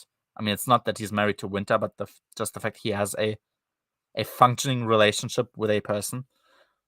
Yeah, nice to hear that actually. Yeah, and I also said more Kevin removal because, yeah, let's just forget Winter from the JAD. Let's Wintakvar. just yeah, apparently a thing in Destiny's Way as well. I'm gonna wait and see. Yeah.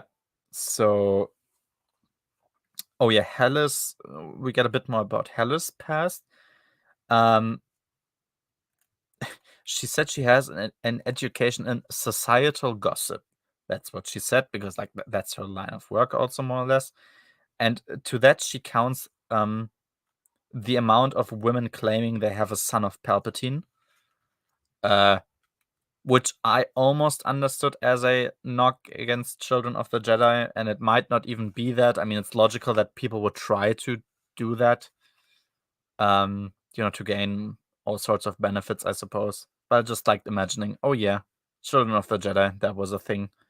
Even that's not gonna be safe from him.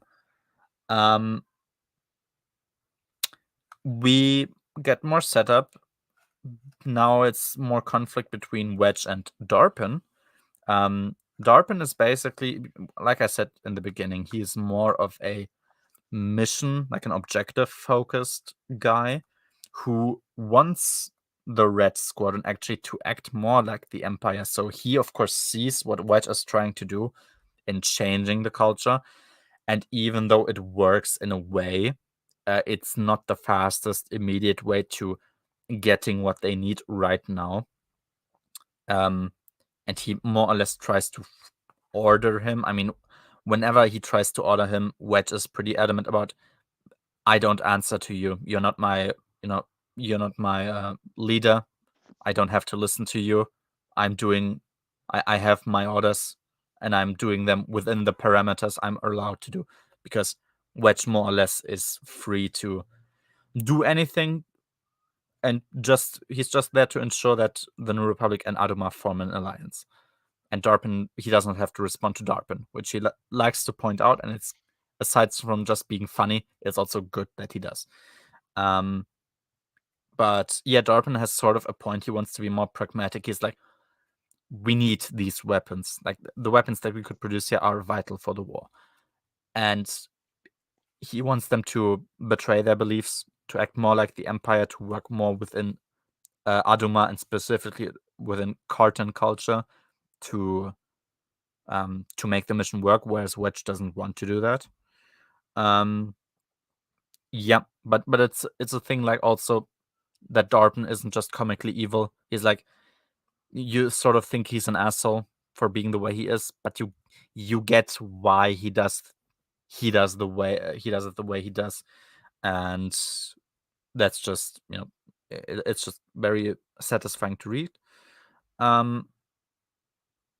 We also, like, after that discussion, we have a pretty interesting point raised up by the 4 pilots, which is that the way that Adumar is now, is it even worth taking them into the New Republic?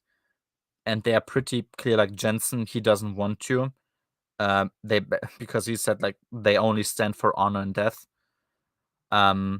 Tycho, on the other hand, is more optimistic. He's pointing out the changes they've managed to make already, and that people are responsive to what they have to say.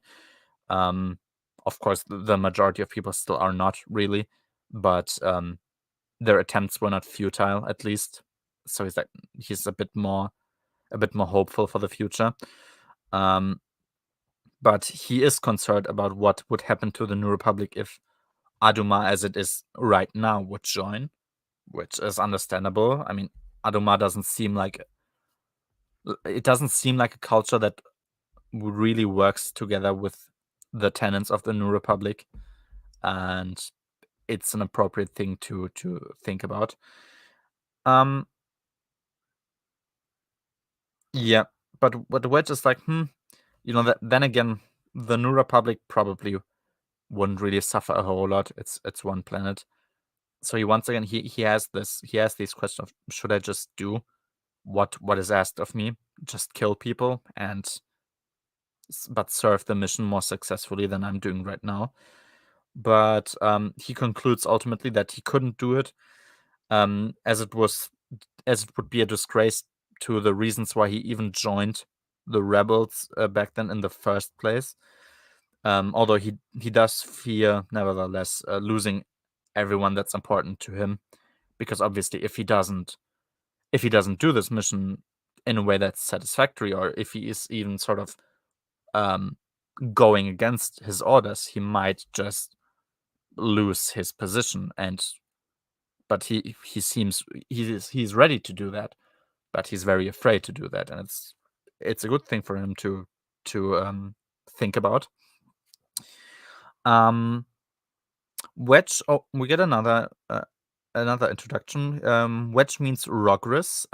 So Rogris was a former collaborator against Singe back in the day.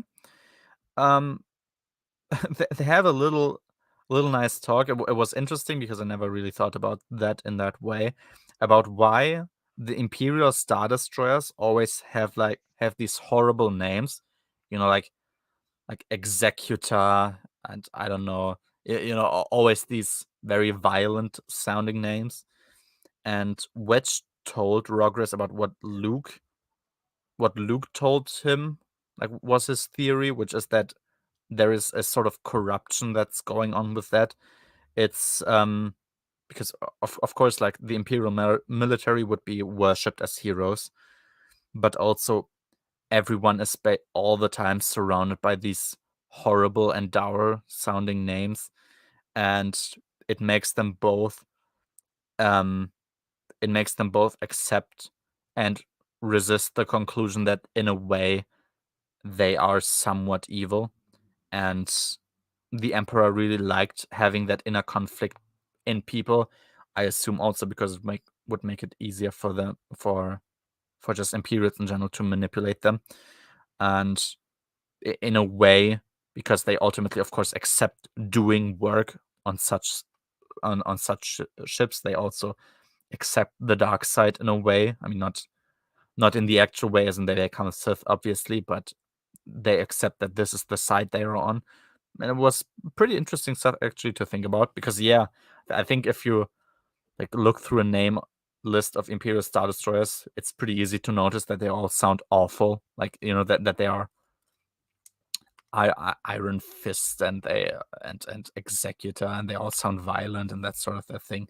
And yeah, was a nice thing to think about actually. Then there's the Night Hammer. The Night Hammer, obviously, being very. I mean, I guess what was it, Gorgo? I don't mean. I guess that just sounds like big or something. But yeah, Night Hammer. Yeah, that's. I mean, that's basically the ship telling you what it's gonna do, which is. It is there to destroy Jedi and nothing else. Mm-hmm. Which, of course, you need an entire Super Star Destroyer for that you're never gonna use. Or a super weapon. Yeah, obviously. I mean, Sun Crusher, Death Star, World Devastator. I mean, it's getting pretty obvious there. Yeah. Hope you're having fun being nerdy and shit. Yeah, we like our, how do you say, our nerd themes or artisms? Yeah. You're making pasta. Well, first of all, hello, Liv, and have fun. I'm sure they're gonna taste great. Yeah. Yeah, and something also, it was also just almost a throwaway part, but it's actually interesting to think about, is that Rogris gives his reasons for why he's even being an Imperial in the first place, which is that, he says those things that you would assume an Imperial who has like a belief in the Empire would think about, which is that, the Empire stands for order. It brings civilization to planets. It brings peace to planets. You have access to medicine, to health in general. It gives discipline to people who otherwise would not be disciplined. And it's like, wow, an Imperial who isn't just comically being evil and like gives sort of understandable reasons of why you would be an Imperial in the first place. That's actually pretty nice. I don't think we get it that often that we get reasons for that. So there you go. So yeah, that's chapter 6. Chapter 7. So yeah, we get more about Rogris. And specifically when Wedge, they had a little discussion just about honor, and we get Wedge. Wedge gets the impression that he is pretty pissed when he tries to lecture him about honor. So Rogris is getting pretty pissed, and apparently it's that there is a thing that the Adumari made the New Republic do. I think he gets that from talking to the crew of the Allegiance, so the New Republic Star Destroyer that's still in orbit, which is that they ordered them basically, or that they made them give their word that as soon as Adumar made its decision about its allegiance, the other party would basically leave in peace and just go. And since this was a promise that that the New Republic was had to make, they of course correctly assume that the Empire had to make that same conclusion as well. And but of course it's the Empire, and the Empire can't actually afford the New Republic getting access to the planet and its resources. So it's pretty obvious that as soon as Adumar would declare its allegiance to the New Republic, the Imperials, of course, would not just give up. They would then take over the planet and probably just destroy it in every way, just for the New Republic not being able to take the resources instead. And the fact that Rogris knows, because Rogris also considers himself an honorable Imperial, and the fact that he had to give his word to leave the planet peacefully, but he knows he will have to eventually go back on his word and fulfill his orders. That's something that's leaving him very conflicted. He doesn't actually want to go back on his word. It's a pretty personal thing to him. Also, a nice little setup for later, because that's going to be important.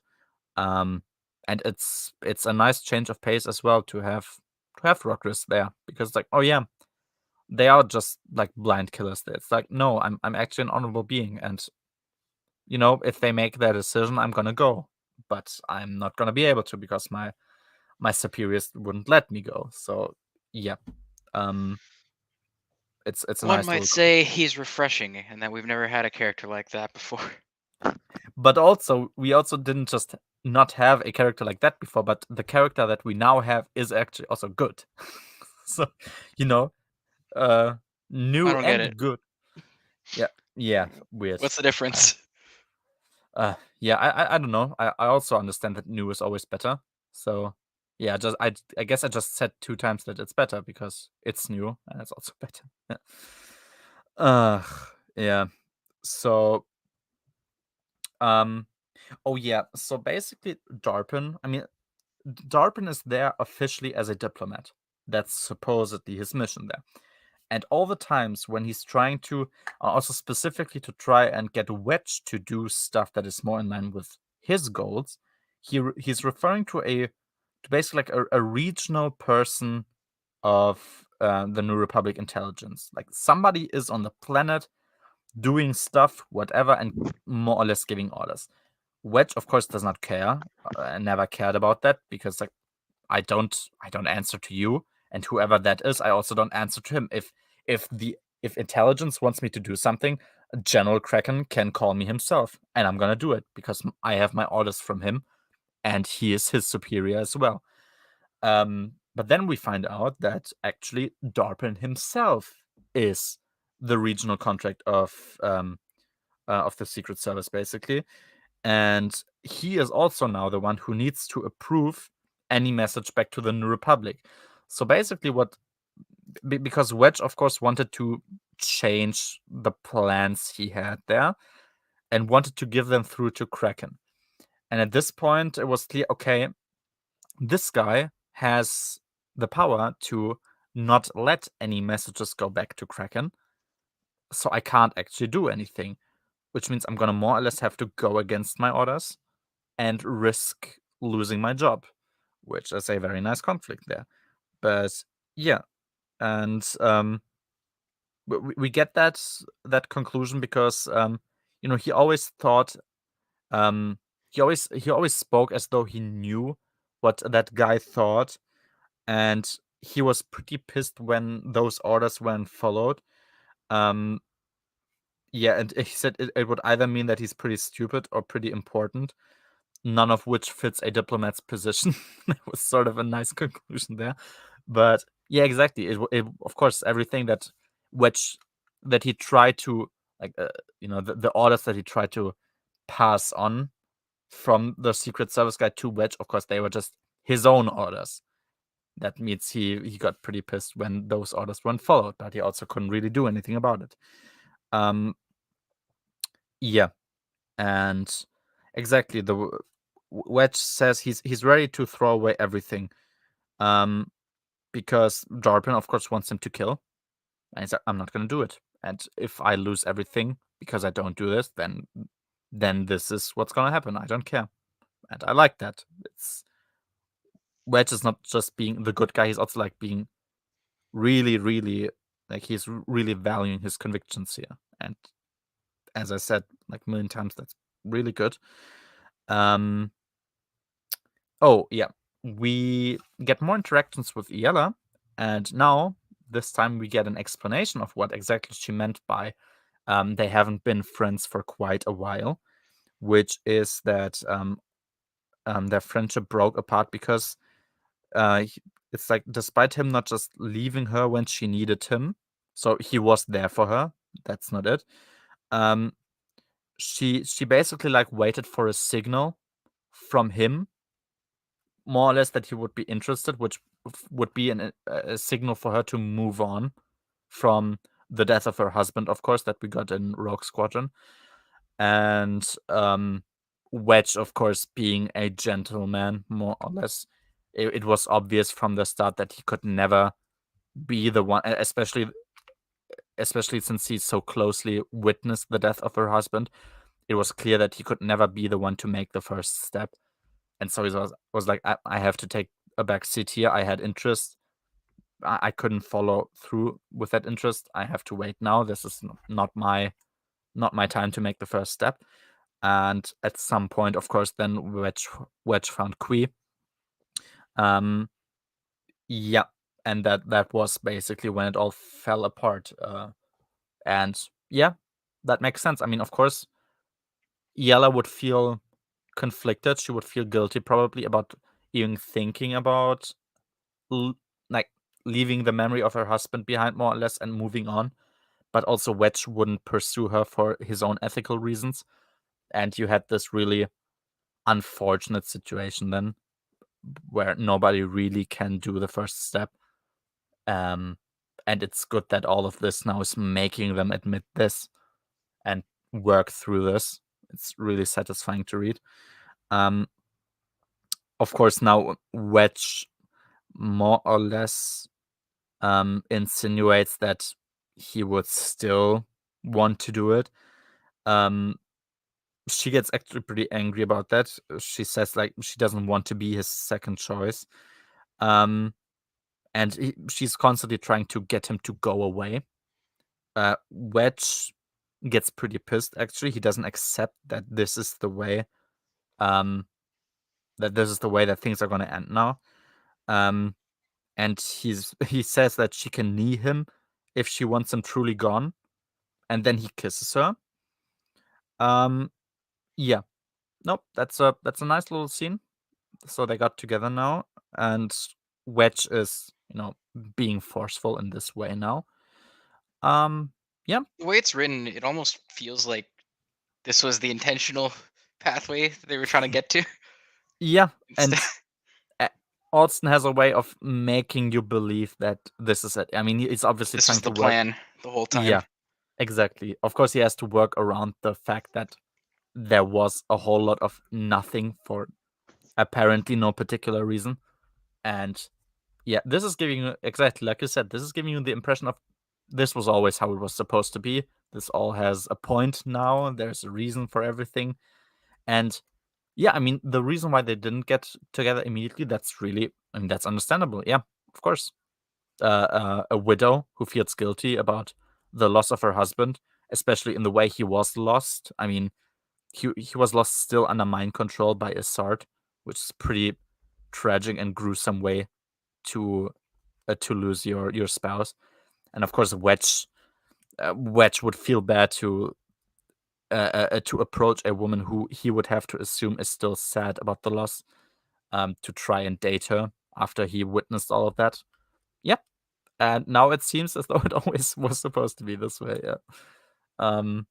Which is pretty nice. And this is going back to what I said, what we said right at the beginning, which is that this book not only is a good continuation generally of the timeline and of Wraith Squadron, but also of Rogue Squadron. I would say even better of Rogue Squadron, because yeah, this is trying to put into context a whole lot of stuff that was set up in the Rogue Squadron books, but then never followed up, of course, because in between we had the other books that set up something differently. So yeah, no, it was really good. Was really good to see that. Oh yeah, there was something. Okay, this is just a German thing. There was a sentence that was, he was so groggy. That's the name. That's the word that was used, and it was translated in German basically the exact way. But the word groggy, and I don't have an immediate word for it right now, but that word wasn't translated. It was just written in there. So it was war so groggy. So there's just this random English word in there, which just looked weird. I mean, but that's okay, whatever. It's a translation thing, not big. Is there a translation for groggy in German? I'm quickly going, there has to be something. I mean, some word that basically that basically translates the meaning of groggy. There's definitely something. Quickly, so groggy, benommen. Yeah, exactly. That would be something. Yeah, so like, you're you're dazed, sort of. That would be a synonym, I suppose, for groggy. Like, yeah, there is a translation for it, and it was weird to see that there was none in the book. It was just, it's the same way with in Planet of Twilight. We talked about it where there was an actual reference to one of Leia's friends being stoned during university, and it also used the word stone. I mean, I guess that word is actually used that way for in German as well, but that was also, it just looked weird to read the word stoned in a Star Wars novel. I never thought this would happen, but yeah, there you go. Your brain on Bantam, I guess.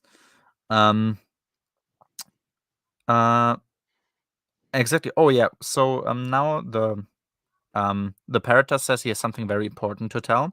So there's again a scene in the court of Catan. There was this little. This was established in the beginning. So the New Republic has like gala uniforms, which basically everyone seems to hate because they're like not really the best thing to wear, and they're uncomfortable. And for the whole time when they appeared in court, they wore the local clothing, to appeal more to Adumar. But this time around, they don't do it, and they also don't use blaster swords anymore, because they don't want to legitimize their bad behavior, which is good. Like, now they've made the pretty definitive decision, Wedge being at the forefront and all the pilots saying, yeah, we're gonna go with you. Like this, because I think Wedge seemed also, a bit uncomfortable at the thought of making them do this themselves. And it's like, no, yeah, we're with you here. You're definitely correct. And they are all like, we're not going to support this anymore," which means they don't take a blaster sword with them, and they wear the gala uniforms instead. And I think it actually made them stand out.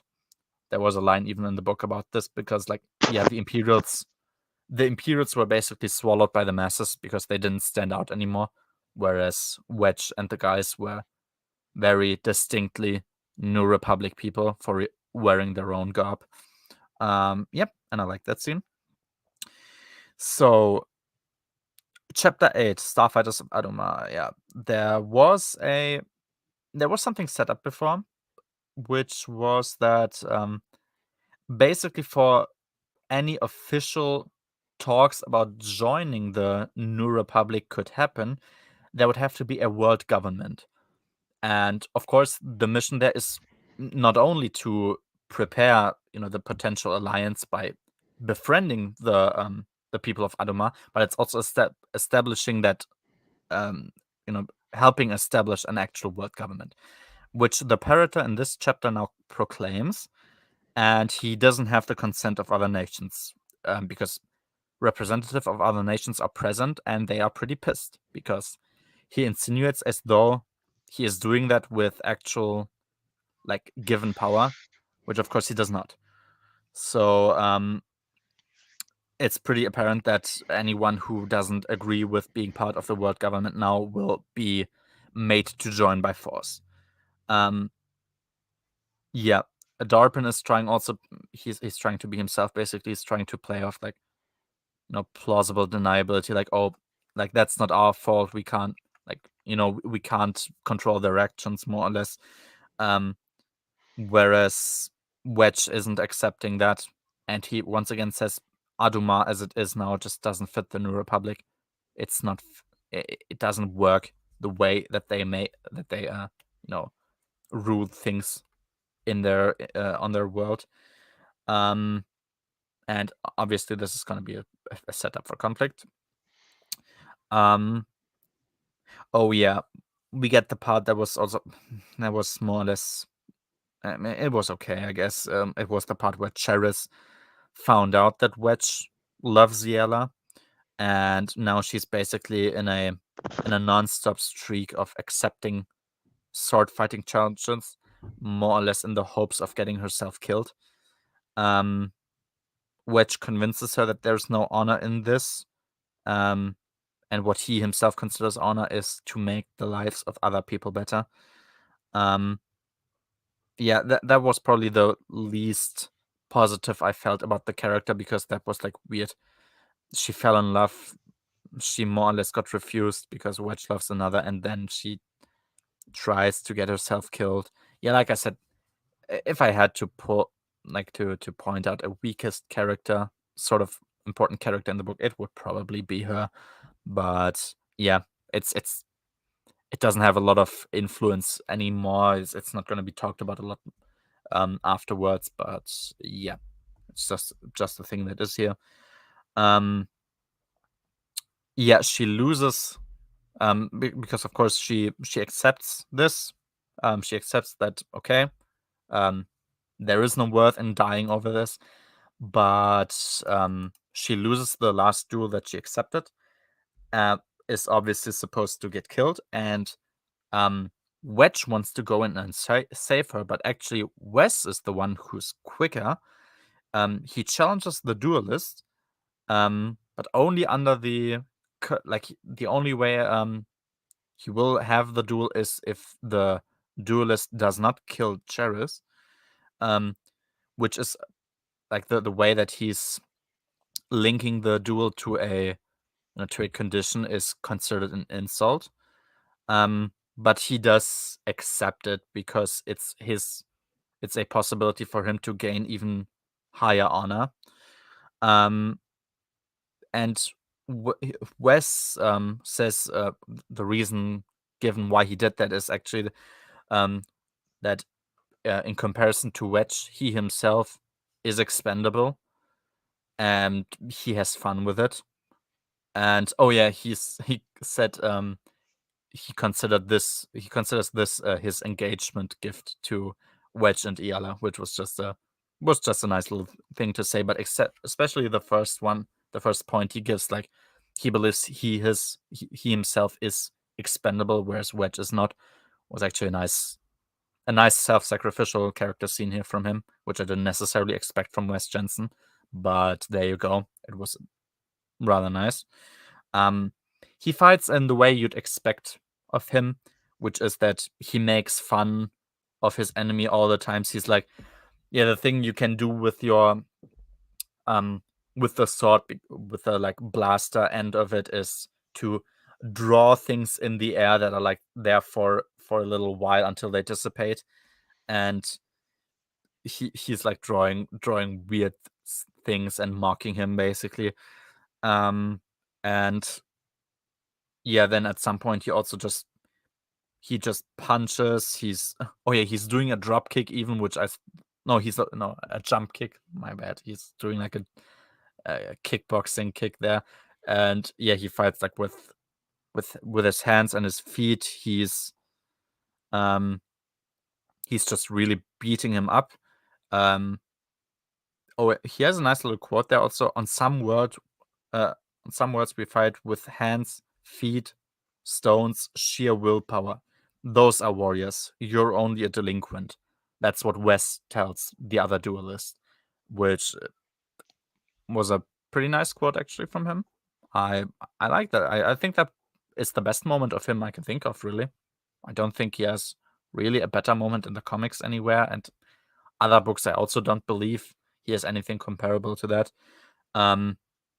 He beats him up pretty badly, and the way that he makes him faint is by basically just really like with a really hard bitch slap. He just slaps him in the face, and that's how he faints.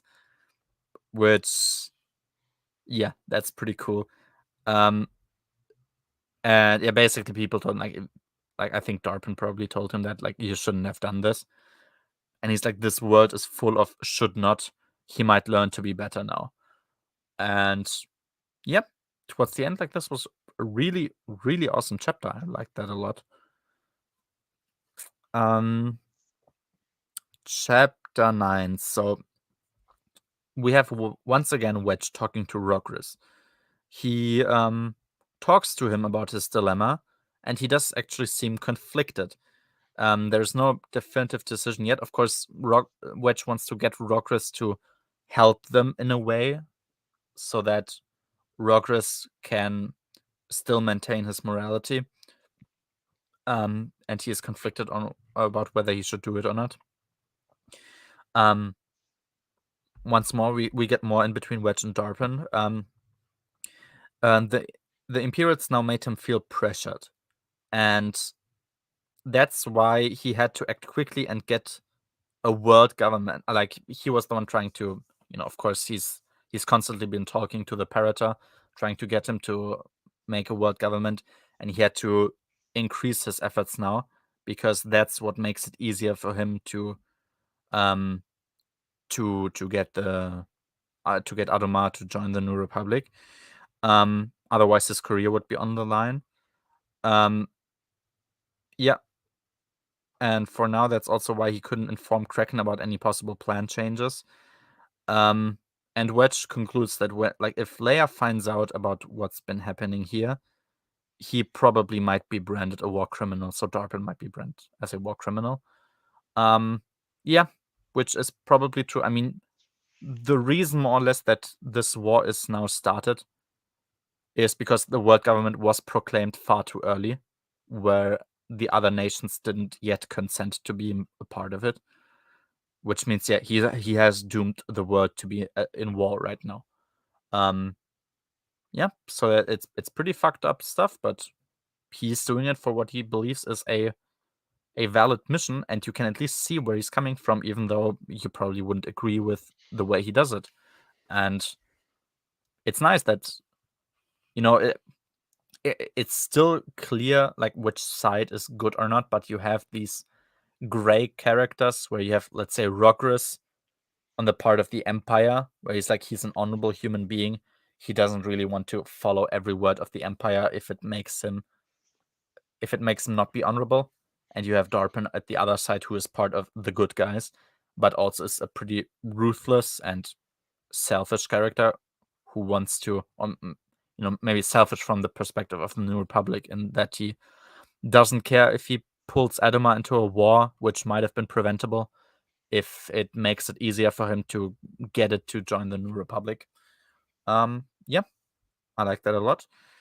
Oh yeah, of course, there there was this scene in which the Parator, of course, announced that nations not abiding by the world government would be now annexed, attacked, and he did ask the Imperial and the New Republic faction on whether they wanted to basically assist him and fly an attack with him. The Imperials, of course, accept, and Wedge refuses. And Wedge is now banished from Cartan, and he's definitely feeling bad about it. But he says, no, I mean, I feel bad. I didn't want this to happen, but this is the only correct way to go. And he accepts that as a consequence now. And now they have to escape, because now they've lost their rights basically as guests. Their X-Wings, which weren't really used, they mostly flew the Blade 32s of Adumar. They are now, of course, taken in as well. And they are basically free to be killed at any point now, which, of course, means everyone who wants to get a lot of honor by being the one who kills one of those is going to try it now. And yep, and we have a nice little chase scene at the end of this chapter, where they always try to like think a way ahead. Like, they ask themselves, what would the Adumari think we are going to do now, and just do something else. So, instead of running away, they would try to steal a vehicle. Then they would, when the vehicle crashes down because it's been shot so much, they would rather enter a home and steal clothes, basically, to disguise themselves instead of just trying to take another one. And yep, just a nice little thing. Oh yeah, they will now wear women's clothing to escape, which was sort of funny as a scene. Yep, was just a great chapter overall. Let me just see, how many do we actually have? It was 15 chapters overall. chapters, yeah. Yeah, and we are at chapter 9, 10. I think. Oh, 10. We are at, I think. Yeah, we are now. It's chapter 10, the next one. Yeah. Lit. Yeah. So exactly. So they escape with women's clothing. That's how they are. That's how they are dressing themselves. They have quickly produced like fake holocam footage to create a diversion, basically, because of course the footage then was published for everyone to see, and that means that they had an easier time escaping. Oh yeah, exactly. So they do steal ships. I think it's in the X-Wings. He basically has this nice little fight scene where Wedge orders the others to shoot rockets against him to let them explode before. So they basically in midair create this cloud of smoke and fire so that he can, fly in and out there, mess up basically the targeting systems of their enemies all the time, and so that they instead shoot at each other all the time. And that is how they basically solo this entire fight. Like they're 4 guys against, like, I think 30 something was the number they were going up against, and they managed to destroy most of them, which, yeah, that was a pretty cool idea, actually. Pretty a pretty creative idea of trying to do that. Yeah. Oh yeah, we have also just a nice little scene where Wes had to escape his ship with an ejection seat. Right, yeah, it wasn't the X-Wings, I think. Yeah. But he just had to escape his ship with an ejection seat, and there were, of course, still ships incoming because they were trying to shoot him in air.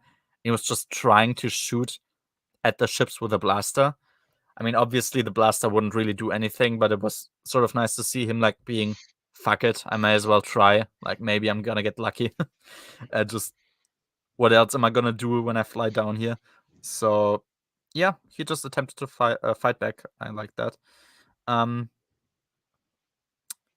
Oh yeah, the fight is then taken to the city, where it's explicitly said that he is sort of risking I don't think it's explicitly said, I'm not sure. But of course he would then risk the life of civilians. But at this point, it's basically it's that or actually dying. And it's a tough choice to make, but I sort of understand why he does it. And yeah, we have someone returning. So Kei Matino, that was a pilot, I think right at the beginning flew against Wedge and was spared by him. He now helps him. He saves him by destroying the other. Oh yeah, flight knife. Flight knife, I think, was the English term for basically like a squadron on Adumar. That's their term for it. And they destroy the other flight knife instead of taking Wedge for themselves, because that's what they learned about honor from him, helping others and not necessarily just following this external rules about honor, which is nice. So you had this whole setup with Wedge trying to change culture, and we get that he succeeded now by this payoff, and it's pretty cool, actually. Oh yeah, and we get more about Darpin. So he was the one who orchestrated the whole attack. So what we get basically, we get holo footage later on, in which he was the one to convince the Parata to actually do that, like to take away their rights actively. And I think we'll get to why he even did that later. Imagine no, using holograms in the Star Wars universe. that seems like a smart thing to do, doesn't it? Hmm. Almost like they are really useful and they can be used in quite a lot of ways. No, exactly. Yeah. So the reason, Wedge, of course, one of the first things he tries when he escapes is to contact the Allegiance, so the New Republic Star Destroyer, which doesn't respond to him. And Darpin is the one who gave the order that the Allegiance is not to respond to any calls from the planet other than his specific calls, because he has like his little code name that he always uses in the beginning, to which they have to respond. And the reason why he orchestrated the attack is to basically earn the trust of the Parata back, because of course every bad thing that, let's say quote unquote bad thing that Wedge did on the planet is also impacting his opinion about Darpin as well. So that's a way that he wanted to make him get his trust back again. And Hellas, so the documentarian, I guess, the lady with a 3PO head, she's the one who recorded it actually. So which means now, because Iella, we have Iella back again, and she was very hesitant to directly help them because it would mean more or less of going against her orders. But now, given the information that we have from Hellas, she's helping them directly. Yep, and Darpin, especially in this chapter, it's like it's pretty cool to have Darpin act as this like sort of villain, where it's like he acts in pretty shitty ways, but it's for the good guy's side, and you sort of get why he do it, why he would do it. So, yeah, no, I like that. Chapter 11, yeah. So, of course, Cheris after her blaster sword fight was pretty beaten up, and when she was treated for that, she was also treated for what she called a chemical imbalance. She always had. This chemical imbalance always made her dizzy when she was like in like when she was very high up, because of course what she wanted to become at some point was actually a pilot, but that was always the reason why she couldn't do it. And with that, she realized how she would have like wasted her life in Cortan basically, and she now wants to fulfill her dream of becoming a fighter pilot, but not actually for Adumar, but instead for the New Republic itself. And oh yeah, we have a nice little closing scene where she wishes Wedge and Iella good luck. So she made peace with that. Of course, she and Wedge are not going to be a thing. And yep, I liked her at that point. There was more to work with here. Yeah, and Wedge now instead finds himself on the other side of the conflict. So he is talking to the leaders of the nations that refused to follow Carton, and he's now offered to basically lead all the forces against Carton. And he says he will do it, since he technically still is the chief diplomat, and basically only has the mission of bringing Adumar into the New Republic, and he is free to do that in whichever way he thinks is possible. But he has this worry that by doing that, he's sort of deciding the fate of an entire planet, which he doesn't really want to do. Then again, Iella points out that, by not participating, you're also deciding the fate of the planet. And he agrees and ultimately decides to be the one to lead the attack. He wants to plan a lot more than he actually does, but the team insists that he goes to sleep instead, and that he really needs to learn how to delegate work, because that's not something that Wedge really wants to do. Usually he wants to be the one in charge, to fly himself, but it's like you don't have, you're too tired. By the time you've planned out the whole thing, we're gonna basically fly immediately, and you'll be useless probably at that point. So they make him actually sleep. So yeah. Oh yeah, we get a bit of tactic basically of what they want to do. We have the displays like with the radars in the ships, and they always show enemies as a whole squadron until they've moved close enough, at which point they will show like they will show what the actual ships are that you can that are approaching. And what they will do is fly with different combinations of ships, basically because like the ships have a specific value added to them, like a numbers value, and you can make people believe that there's more or less people in a squadron that there actually are, and they want to play around with that and confuse the enemy. And the same thing with trying to give off false signals about who is actually piloting which ship, because of course Wedge being a very honorable target would still be the target of the Adumarians.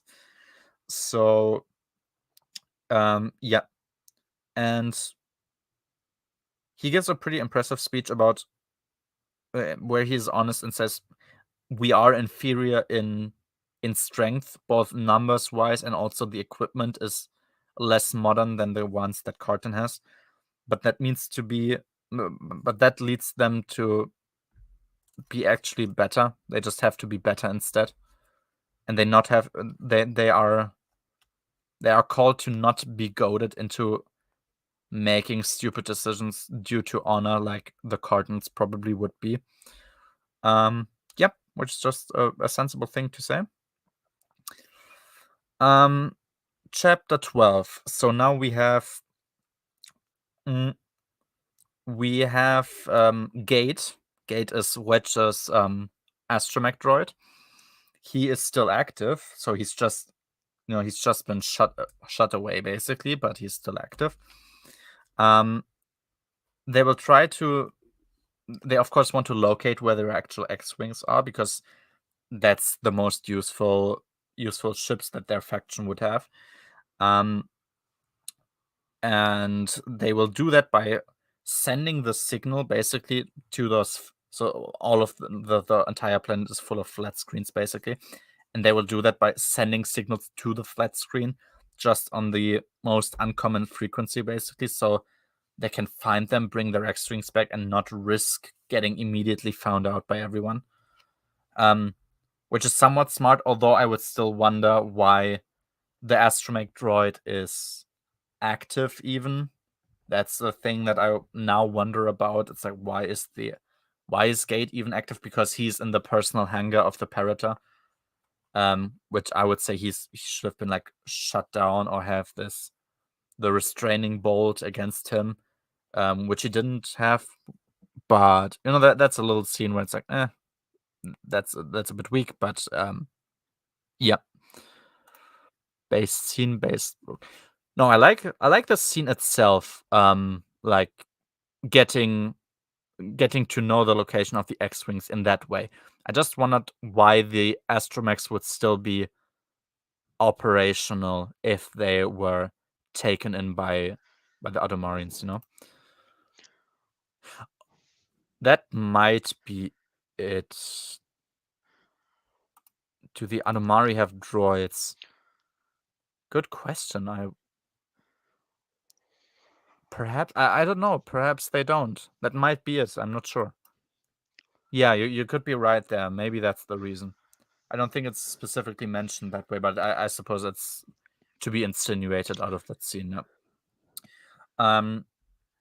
Yeah, exactly. So the hangar where they find out, like they see where they are, and the hangar where they were in also have a golden blade ship in it, which of course means it's the which is a historical ship of the Parrota, which implies that it's in his personal hangar.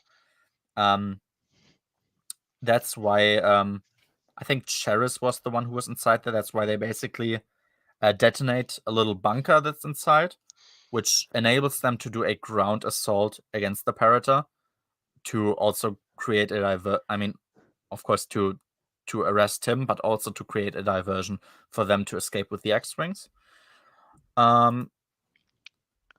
Yeah, I don't think there were any droids. There might not be. I was just like, if they know about ships, they might know about droids in some way, but perhaps they just don't. That could be it. Yeah. I mean, like I said, it's not the biggest problem. It's just a little thing I asked myself now. Yeah. Oh yeah, there was something. I don't know. That's just something I liked, and I said maybe I'm just a simple man for liking that. But the scene where they, go into the X-wings, like after not being in an X-wing for so long in the book, and then being like, oh, S-foils and attack formation. I was like, oh, I actually missed that line somehow. It was pretty cool to read that again. Also, although it's just a simple line about going into attack formation, but yeah, I like that. Actually, my exhausted and now pissed off, so I should probably sleep. See ya. pissed off. I hope you're not too pissed off. But yeah, have a good night, and thanks for coming on anyway. Exactly. So the X-Wings are just killing it, basically. I mean, figuratively and literally. They make the TIEs retreat. The cartons actually start surrendering to him on behalf of the Parator, which they also explain specifically why they surrender to him, because it would be considered less dishonorable to surrender to somebody with high honor, such as Wedge, instead of like the entire enemy nation, which is small. Like all the enemy nations, of course, are smaller than Carton, which is an understandable and smart scene. And yep, there was nothing really more to say about that chapter. It was just a pretty competently written fighting chapter. A lot of flying around, snap fights, and I liked that a lot. It was very entertaining to watch, to read, I guess. Chapter 13. So yeah, the old Parator was arrested, and we now have a new Parator who's called Ballas, because the other son, I think, who would have been available, the other son of the Parator, was didn't refuse to capitulate out of honor. Oh no, I think no, the Parator himself. Sorry, the old Parator was not gonna capitulate out of honor, but what he did instead was to give the crown to someone else, which was his son.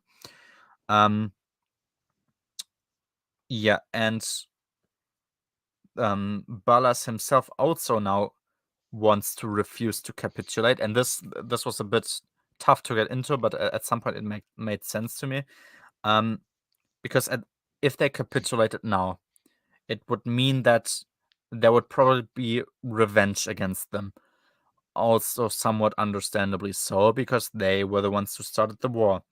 They would have no security about the new position that they would have in the world government, and that would also mean that the New Republic couldn't really help with the next conflict against the Imperials, because of course the Imperials are going to show up. We know that, since there would not really be a world government that they could cooperate with. And it was a bit tough to understand for me, because it sounded a bit convoluted, but it did make sense. Like, okay, if they capitulate now, they are formally in a inferior position. Carton, for better or worse, is the biggest nation. It needs to be included in some way.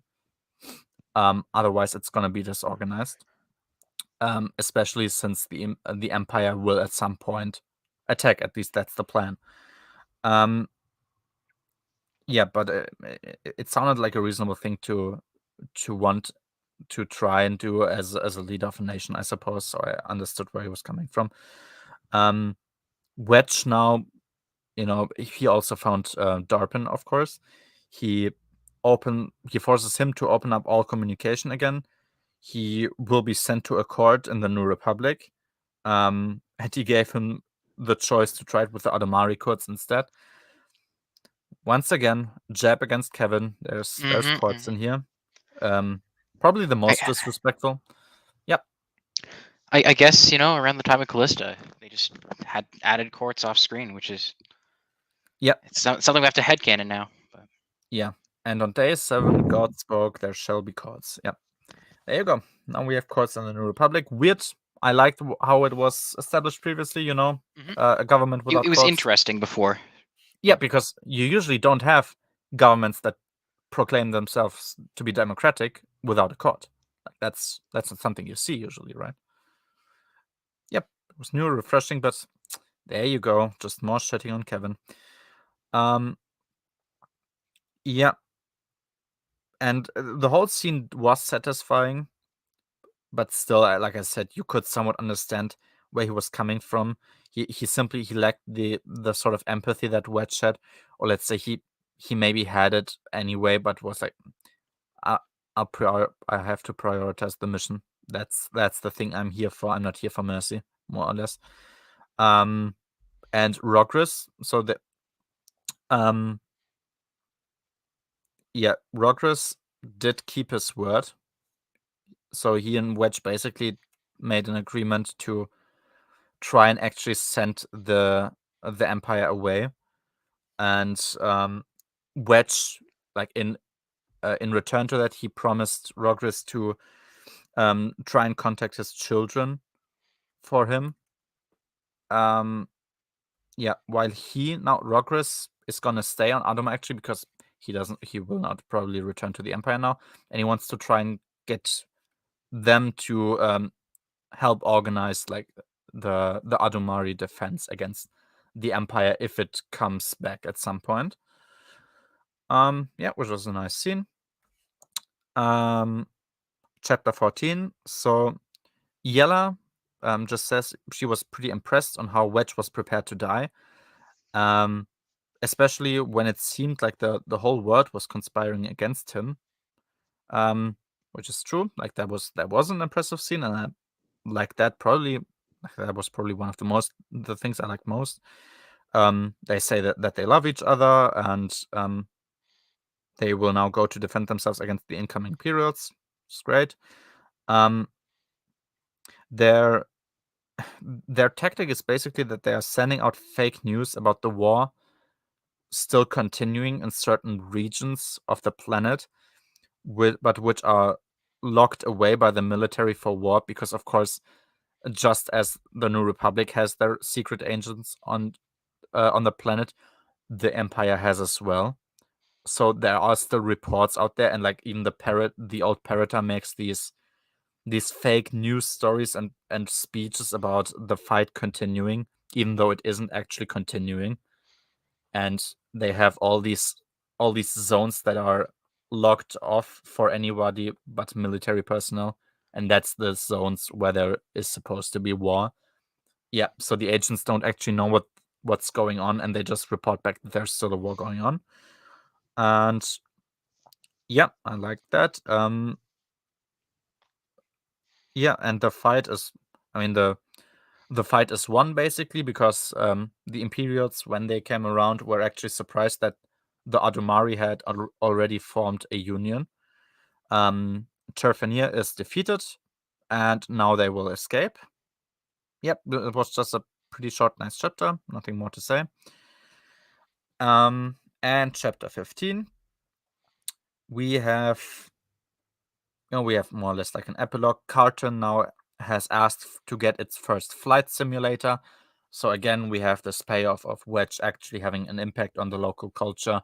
They don't view using a flight simulator as something of dishonor anymore. They're actually considering doing that themselves now. Hellis, for the things that she did, so of course the fake news story stuff, that was by her.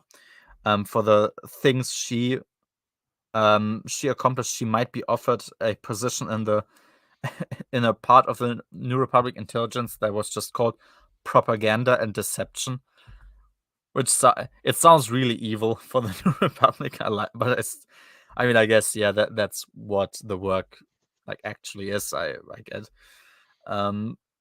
Yep, and Cheris now will either try to become a pilot or a sword trainer, and she will leave Adama immediately afterwards, which is nice. But I was like, do we even get anything about her? And I think we don't actually ever hear from her again, which is a shame, sort of. Would have Cheris? liked. Yeah, Cheris, exactly. Does Cheris ever? She shows up at some point. I read. I don't remember Oh, where. okay. Would be nice actually, because I'm like, yeah, like at least some line about what happened to her would have been cool, or would be cool, I guess. I think she just joins an X-wing squadron under Wedge, if I remember correctly. That would be cool actually, if that happens. Yeah, and at the end, Wedge and Yella, they just have like a little dance scene, and I think the last line of the book actually was, "It was perfect indeed," and yeah, I couldn't agree more. And that's it. That was the entire book, Starfighters of Adumar. Now, do we have anything more for finishing thoughts, just about the book itself? I think if I have to start, yep, just like we said in the beginning, this book was excellent. There's very little in this book I did have a few criticisms, but they were pretty far in between. Like, there are some characters that are a bit clumsy sometimes, and just little things really. And what I gave it when I wrote my chapter summaries was a 9 out of 10, and I think I will remain at that. Like, 10 out of 10 is always such a big statement. I never really want to give a book that rating if I can help Mhm. it. Sort of the same with 0 out of 10, though. I think that's going to be tougher for me in the I think future. it's much easier to get a 0 out of 10 than a 10 out of Yeah. 10. I think so But as well, probably. having nothing of value is definitely possible. Yeah, and everything being really valuable and well written is not you're correct there. But yeah, still, I mean, there's like little things, I think, which could have sometimes been done better. But overall, this book is excellent. It's a 9 out of 10. Clearly, it's great in so many ways. It does so many things that it wouldn't necessarily have to do.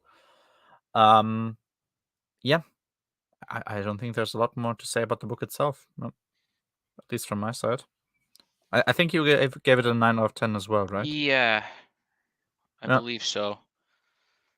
I think I'm gonna stick with that. I really like the world building in this, especially just for Adumar in general. Like, we hardly ever see planets with multiple countries on it in Star Wars for some reason. I don't know why, True. even though it makes way more sense for it to be like that. Yeah, that's always the thing, right? Because they try to basically make the planets into their countries, how it works. It's like, yeah, I mean, a planet is a big structure, like that. There should be multiple countries there, like at least a few, right? Yeah. Yeah, that's really all there is to say about the book directly. What do you say? We wanna watch the Matt Wilkins reread? Sure, why not? Also, I looked it up.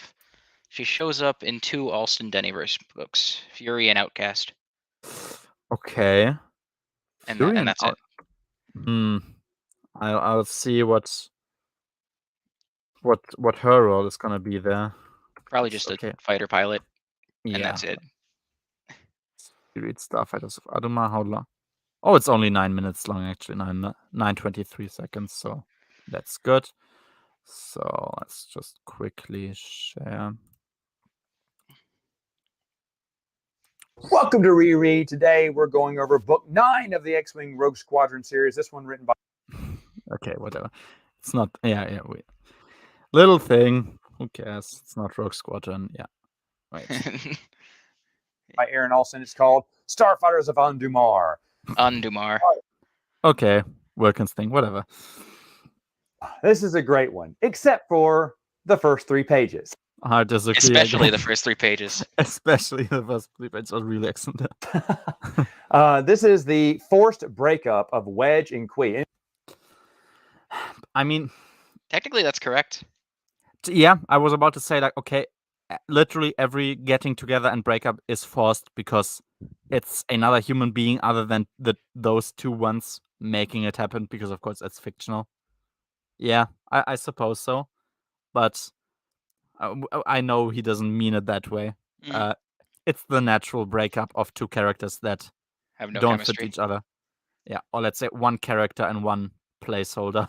And it's 3 pages long. It deserved 10 pages. Yeah, I agree. Qui and Wedge are sitting there, and Qui goes, "You know what, Wedge? We're not meant to be. I'm sorry, but just we fell in love just because of the situation warranted itself, and we were never meant to be." And Wedge goes, "You know what? That's funny because I was going to come break up with you. So yeah, it was never meant to be. Friends. Oh, yay!" And that's it. Which is a legitimate thing that happens in real life, by the way. This isn't a new. Yeah, I mean, okay, I guess he just doesn't want them to break up at all. But yeah, that's a much better breakup than the character deserved. So, I get he doesn't like that they break up anyway, but that's the best thing you could ever get. Yeah. It's like, hold on. This relationship that we have invested in, invested. I think the fact that multiple books speak about this relationship is not equivalent to an investment. It's just it's like How many books is that? 5, I guess. I think it's uh mentioned in Children of the Jedi. it might be like mentioned, but I don't think Wedge. I think Wedge wasn't even present in Children of the Jedi. Yeah, it was Dark Apprentice where it started, I think. Then Champions of the Force. I guess Children of the Jedi, it might have been mentioned in passing. Darksaber, obviously. Planet of Twilight, I don't think they were mentioned at all. Like, No, not because even this once. is happening during Planet of Twilight. True. That's also true, right? Yeah. Yep. So we have like 3 books. If you really want to be, and yeah, like just the fact that it keeps being repeated all the time is not equivalent to an investment. It's just the author just continued writing it. I mean, yeah, whatever. I don't think there was a lot of investment there, but perhaps that's just my youngster self speculating about the 90s. For a couple of novels now, you're just going to end it on 3 pages, like they both agree. Yeah. You can almost make the argument that he wants more pages. I would agree. I don't think for the same reasons as him. Yeah, but I mean, yeah, those were pretty good 3 pages. And just say, okay, well, we're broken up. And Wedge isn't upset about it either. He's glad they spoke up. He's glad they'll be friends. Blech. Basically, they should have said, hey, we need to wrap the breakup up pretty quick because Michael Stackpole and Aaron Allston think that Elia is good for you. As do a lot of people. And obviously it's Iala, but okay. Whatever. And so does Wedge. Yeah. And his compadres, all of them believe, yeah, you, dude, what are you even doing there? Okay, because she's got more vowels in her name than consonants. So Iella does have more vowels in her name than consonants. That's a correct statement. That's an objective fact. I mean, that it's like, yeah, I mean, water is, it's not solid. It's like, yeah, I mean, that's correct. Yeah, I guess so. So she's got to be better than Qui, right? I guess. Oh wait, Qui has more vowels. Maybe she doesn't. No, QWI. He likes spells women. it QUI. That's I why guess. he thinks it. Even then, I mean, if he likes with women, if he like, well, because I think he says it now, right? Who have more vowels in their name than consonants. Because if that's a thing, he likes. I mean, of course, it's just a joke. But if he likes women with more vowels in their names than consonants, and he thinks Qui is written with a U, that would also include Qui then. But it obviously is not. Yeah, that's what he's saying now. Yeah. That's what. Whatever. I mean, yeah, I guess it's just a joke. Either way, I hated that when I read it, and I still hate it today. It's so forced and obvious that no, we don't want Kevin J. Anderson's hookup. Yeah, that's a factually correct. It was forced in the first place. Yeah, I mean, not only factually, of course, because a human being made them do this, but also, yeah, they weren't. Look, if you made Cuisax come together with Kriegsmedin, what would have been different about the relationship? Really anything? Like, how much of Wedge's personality really was shown in the book? Like, how much do we even get about him? It's just sort of, yeah, we're sort of here. He's sad when she gets her mind erased. Yeah. And he doesn't like evil things, I guess. Yeah, that's characterization, sure. he's a good bodyguard, kind of. Not really. That's a thing a pilot usually does, sure. Yeah. He's horny, I guess. He's gonna fuck everything, even aliens. Yeah, that's probably in character, sure. Oh, whatever. We want our own. Okay, none of Kevin J. Anderson's, would-be love interest ever made it. And thank my Lord Jesus Christ and the Mother Mary for that. Not a single one of them survived, and for good fucking reason. They are worthless. Every single one of them is fucking worthless. They are just written, and even if it makes no sense for the characters in the timeline, even if different stuff for the characters is set up and just thrown away without a comment, even like you can say about Zahn everything you want, but at least he made comments about it. Kevin just wrote it out, and he pretended as though the past didn't happen. Like he gaslit you into believing you read stuff that didn't happen. Like at least they told you that it was bullshit, and that's why it's going out, and not just going out there. Whatever, who cares? Oh Jesus, yeah. I do think at the beginning, regardless of what anyone says, I think the writers all wanted Zahn's approval, and Zahn did not approve of Kevin J. Anderson early in the day. Didn't he give him the go of like? I mean, okay, I guess so, but maybe Zahn also just was better in that regard. Maybe Zahn's a better writer. Perhaps it can be a thing, you know. I mean, Allston doesn't always listen to Zahn. I don't believe so. They are friends, obviously, but he's not his slave, so I don't know.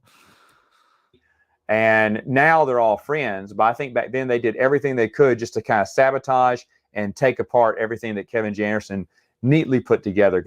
Which he did before them, so this is a worthless argument, and it's always going to be worthless. I'm sorry. Again, I liked Wedge and Quee, but no one else did, I guess. So, all right, I'm in the wrong there, I guess. You got another one. There you go. True. He thinks Wedge and Ela are overrated, I think. I think I've heard that. Yeah. Yeah, there you go. You're not the only one. Yes.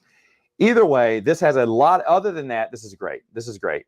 General Kraken sends Wedge, Tycho, Hobbs, West, Jansen, all the All-Star team on an ambassador mission to Adumar, where they revere great pilots. And but also when they get there, the Fenrir, who is one of the 181st, the original 181st, and then when Baron Fell left, he kind of took over. They're also on the planet. They're both vying for Adumar to either join the rebellion or the empire. Now the tables have turned. Now the New Republic, excuse me, not the rebellion, but the New Republic has now had the upper hand. The empire's on its heels, reeling, and they need to keep planets into, and so they're now trying to play nice instead of just take over a planet because they don't have the resources now. And they're wanting the planet because they make great proton torpedoes, and everyone needs proton torpedoes. So it's imperative. Tomer, who is the ambassador there, who later on Wedge correctly guesses is also a secret rebel agent. He works for intelligence there, and is trying to say, hey, watch your P's and Q's around this, people. We need this deal. We can't have it go to the empire. Right, we already have the upper hand on them. We got to, put pedal to the metal. We cannot let the empire gain any ground, and getting these proton torpedoes could be damaging for them. Anyway, we just defeated them. This is one way they can build their empire back up. And I get what Tomer's saying. I get why the mission is so crucial. But he's asking Wedge to do dishonorable things and cheat and, whatever. Wedge, all these pilots, they find out the pilots of Adumar, and I love this. They suck. Yeah, no. I think so far. Yeah. You're spitting right now. Yeah. Yeah, that's true. I mean, you get where Tomer's coming from. And they find out, they are pretty bad pilots because they can't keep up the numbers, and they have bullshit tactics. No, it's true, and it's good though. Yeah, their starfighters are subpar, and they're not very good pilots, but they think they are because in their own mind they love to pilot starfighter pilots. Yeah, but they're nothing. They're like Bush League, So Wedge is just tearing through them because the whole thing. There's a weird little culture here, and I like it, where squads will challenge you for honor, and it's to the death. Well, the TIE Fighter Squadron has no problem with that. They love killing people. And, I mean, it's okay with the people of the planet because, hey, that's what happens in duels. People die. But Wedge starts convincing him, hey, let's do simulator deaths. That way he doesn't want to hurt anyone. Yep. And that's not looked as honorable or whatnot. And that's why Tomer says, hey, you need to just start shooting them down. If they die, they die, Wedge. I mean, come on, we cannot lose these proton torpedoes. And Wedge's like, no, that's awful. How dare you speak like that? Anyway, I'll get to the end of Tomer in a minute. But Helia is in it. She's on the planet as an operative. Of course, in 3 pages, they both fall in love because I had to figure out who was talking there for a second there. Yeah, Ayala. Yeah, he says Ilya. Whatever. How many pages did Wedge and Quee take to fall in love? Like half, maybe. I don't remember honestly, but I would imagine it was the bodyguard thing, and then Yeah. She sat down outside, and then he sat there, and then they kind of fell in love. They have actual like discussions about their past, like really heartfelt, and reenact their feelings. So And they were already in love. yeah, it's a bit more than just saying It's 3 more of a pages. rekindling. Yeah, because there was interest from both sides. It just wasn't the correct time. It was unfortunate circumstances. Yeah, there you go. And cue the heater. Anyway, Wait, he what? says Yeah, they heater, both fall turn in on. love because and cue the heater. Anyway, Oh, he says, so- when did we stop being friends? She went, oh, I don't know, Wes. Wedge, we just got separated years ago, and I have my own job. You have yours to do. He's like, was it Q? Because or Qui, we're broken up now. She says, yes, I know, but I don't know, Wedge. I just, it was not because you fell in love with her, but because I knew that when y'all were together, I'd miss my chance. None of this makes sense, right? That makes perfect sense. What do you mean? Yeah, I mean, in a pretty disturbing way, Yella just lost her husband. She didn't feel she felt guilty about wanting or like asking herself whether it was okay to move on. And she wanted to get the okay from someone else, basically, which would have been Wedge, and which thought it was unethical to try and court a woman who just lost her husband and who he would assume maybe doesn't even want to date anymore. Maybe her husband was the only one for her and she never wants to do it again. So it makes a pretty adult and logical reason of why none of them tried anything really. So yeah, disagree, I guess. Right? Because they're broken up. So now you got another chance. Yeah, sure. But Yeah, she also says, which is what Wedge is saying. But then she's like, well, wait a minute. I don't want to be just second, like your second chance, like your second choice. Like, and yeah, that's like, oh, but I'm free now, so maybe you wanna. And yeah. So, well, anyway, Wedge, just go. I just need you to go. So he leaves. No, if I leave, that's the biggest mistake I'll ever make. And so he runs and he kisses her. She says, why didn't you do this a long time ago? And they're in love with each other, just like that, because the authors wanted it to. I mean, what can I even say? Like, yeah, if he would leave now, that would be a big mistake. And yeah, I mean, she said she wanted him to do the first step, even though he couldn't do it because of his ethics. And now he does the first step, which is what she wanted. So she's happy. I don't know. I don't see the issue. Same. Anyway, speaking of some good scenes, there is a character called Hallis. She has 2 heads. One is a holograph head of like a 3PO unit, and she's a really fun character. A lot of fun stuff happens with that, especially when the 3PO head kind of starts repeating everything she said because she got pushed over by one of the Imperials, and it hasn't been working right. And then she has to detach it all together. A lot of good jokes were made from that because I can't remember. Tomer came in and goes, where's your other? You look different with one head. She went, I know, I'm told that. He went, what happened to your other head? She went, well, I met this guy. He didn't have a head. And I figured, you know what? He can borrow mine. Oh, yeah. My extra one, since I have 2. And Tomer looks at Wedge and went, they're rubbing off on you in the wrong way. And I love that. Yeah, and of course, that was fun. I remember that. Yeah, didn't mention it, but I didn't just want to write down every joke I thought was funny. But yep, that was a great scene. Everyone is full of jokes because Aaron Allston here, and so they're all funny and appropriately so. There's a great. That's a big thing. Appropriately funny. It's not like the end of the world and you make a fucking stupid quippy joke. It's like, no, if there was a time to be, to be serious and not to quip around, then they were exactly that. They didn't just constantly joke, but whenever there was a chance to do it appropriately, they did, and that's what makes it so much greater than just being funny. It's also aware of the situation that's being told in, and I like that.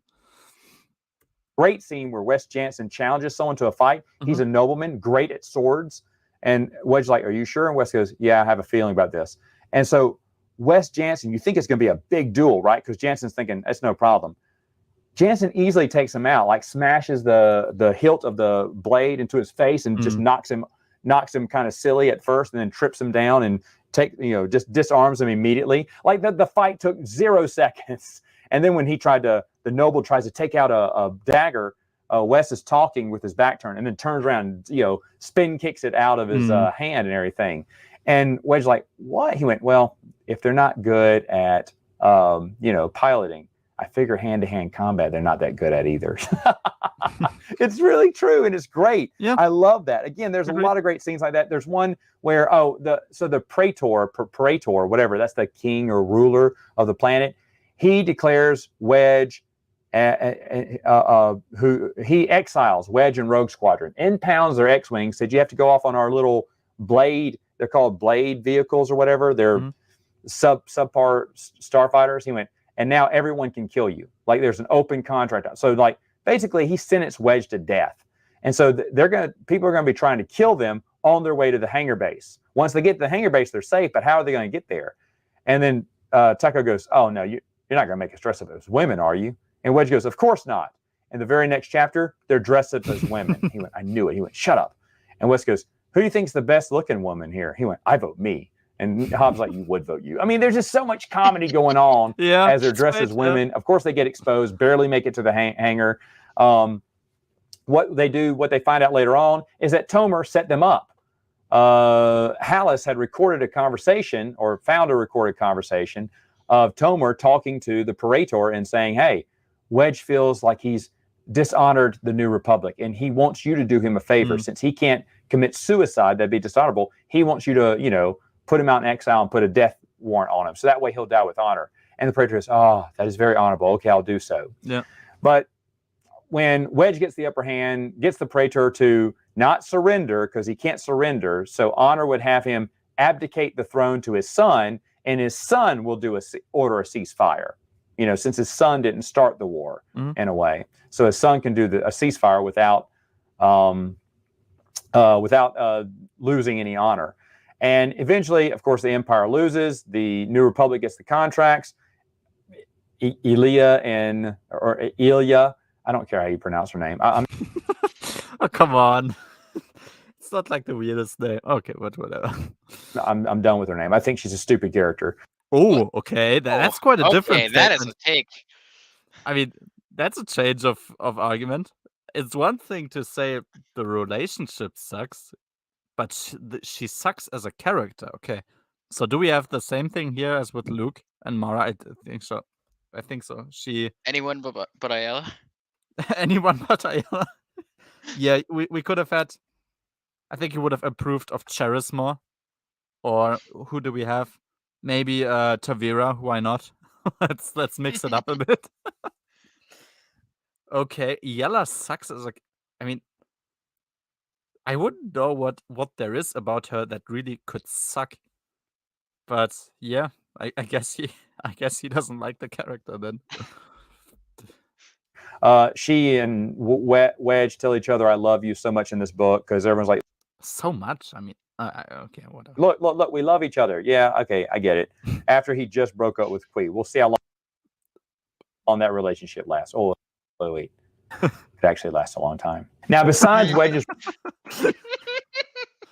I mean, yeah. There you go. Question answered, I suppose. I mean, you have to... I mean, although technically Qui was written in before, by the way the story works, Qui is the anomaly in the story and not Iella. Even though she came before, she's still the weird part that you have to justify. Whereas Iella would have been very easy to justify. So yeah, it makes sense for him to get with her immediately because they work. Yeah. Relationship. I do really love this book. I think it's hilarious. It's an easy read. It's a smooth read. And it's so much fun. Again, Wedge's relationship out of it, you take that out of it. Yeah, like the relationship with Qui, yeah, that was fucking horrible. I mean, but you had to address it. Okay, no, whatever. Yeah, I know he doesn't like Ela. And this is an excellent book. Maybe one of the best. Well, no, I still like Iron Fist best. But Starfighters of Adumar is Iron Fist excellent. is good. All right, folks, that's it for now. Iron Fist is See you really next good time. too. Yep. Yeah, they're both great. I think I like Adumar probably more as well. But yep, you can't go wrong with anyone with any of those. I like this one more too because it is a nice little cap for the Rogue Squadron stuff, Mm-hmm. as well as Yep. just It felt like a great connective thing to, take everything that sort of happened, put it into one book, and put it into proper context for the future. Like everything was made sense of now, if that is logical, yeah. So yeah, I don't have really anything else to say anymore. So that's where we're finished today. Yeah, no, it was great fun, the stream and the book itself. Next week, probably on Sunday as well, we will have the Crystal Star with it's gonna be packed. Gonna be packed, I think. I'm not sure if Brennan can join because he said he has like church camp, Right. and he isn't available until 10th, which would be unfortunate because it would be the 9th. I'm gonna see, but I think Noah will definitely be on there. Greyholm will come on. Marcel, the Revengers, will be on definitely.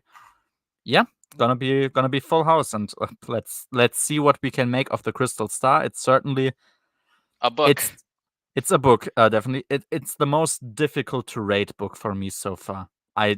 Next to Mindor probably. No, I think I Jedi is still harder for me. True. Yeah, no, I think that's also a fair thing to say. Yep, Jedi was difficult, but yeah, in Jedi I had more of a sense of how to rate stuff aside from the stuff that had to be taken over from Kevin that made it complicated. But yeah, no, Crystal Star will be a fun little discussion there, definitely. So anyway, yeah, that's it for today. If you managed so far, thank you a lot, and see you next time. Bye bye.